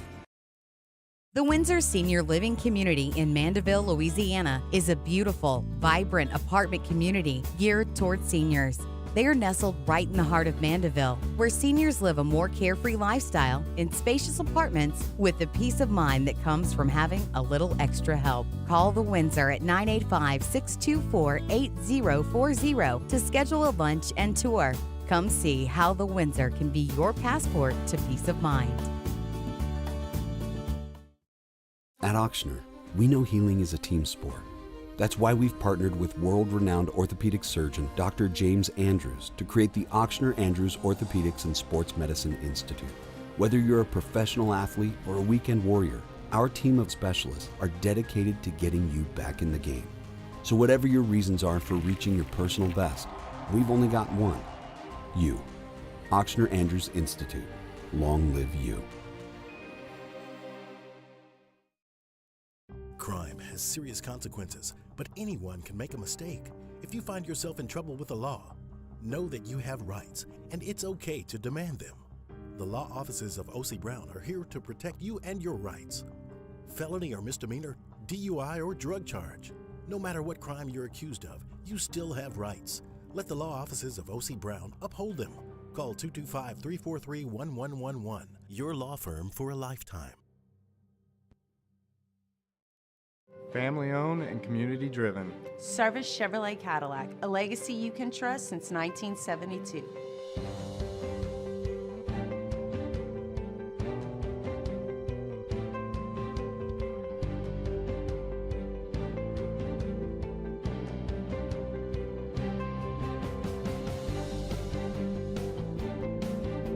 Service Chevrolet Cadillac, our family serving your family. For over 50 years.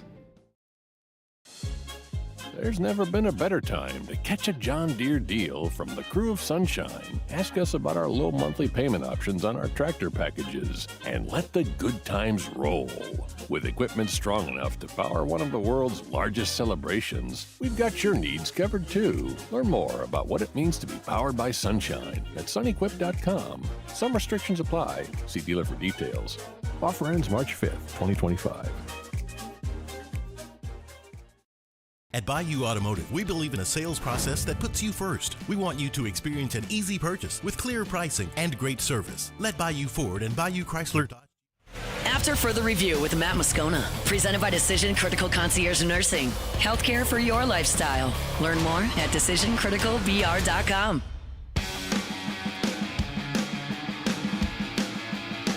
Paul, did you give me the bid? Did that go over air? That went over air? Yeah, it did. Awesome. Thanks, Muse. Way to go. Well, I didn't know you were still going for that. Air. Anyway, Paul sneezes all the time, and we always say, Paul, do you have the bid? That's been an ongoing joke like for about 5 years. And so I just sneeze always. Paul, did you give me the bid? That's what that was. Anyway. All right, Otterlocks, hit it. Otterlocks. All right, time to win some money. Presented by Total Maintenance. Now's the time to get that AC unit checked before it really gets hot. Normally $179, just $79 when you mention Otterlocks. Total Maintenance, 480-1000. I think it's safe to say that I won the bet. Hey, Otter, you ever have a producer turn your mic on when you're talking to a producer off air and then your conversation goes on air? Yep, and a co-host. Yeah. What's for lunch? All right, let's see. I know we got a lot to do. Let's get into it, man. What are we looking at tonight? All right, Colucci time, first of all. Charlie was waxing poetic about Mickey Loomis today. We cut Colucci short, so he gave out a couple of picks to me and texted me. He's on the Islanders and the Canadians. So Montreal and the New York Islanders. All right. So Islanders are minus. Montreal, I think Montreal's a big price, like minus $2 or so.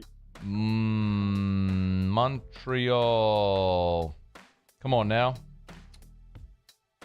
Sorry, Otter. Here it is. Yeah, minus 225.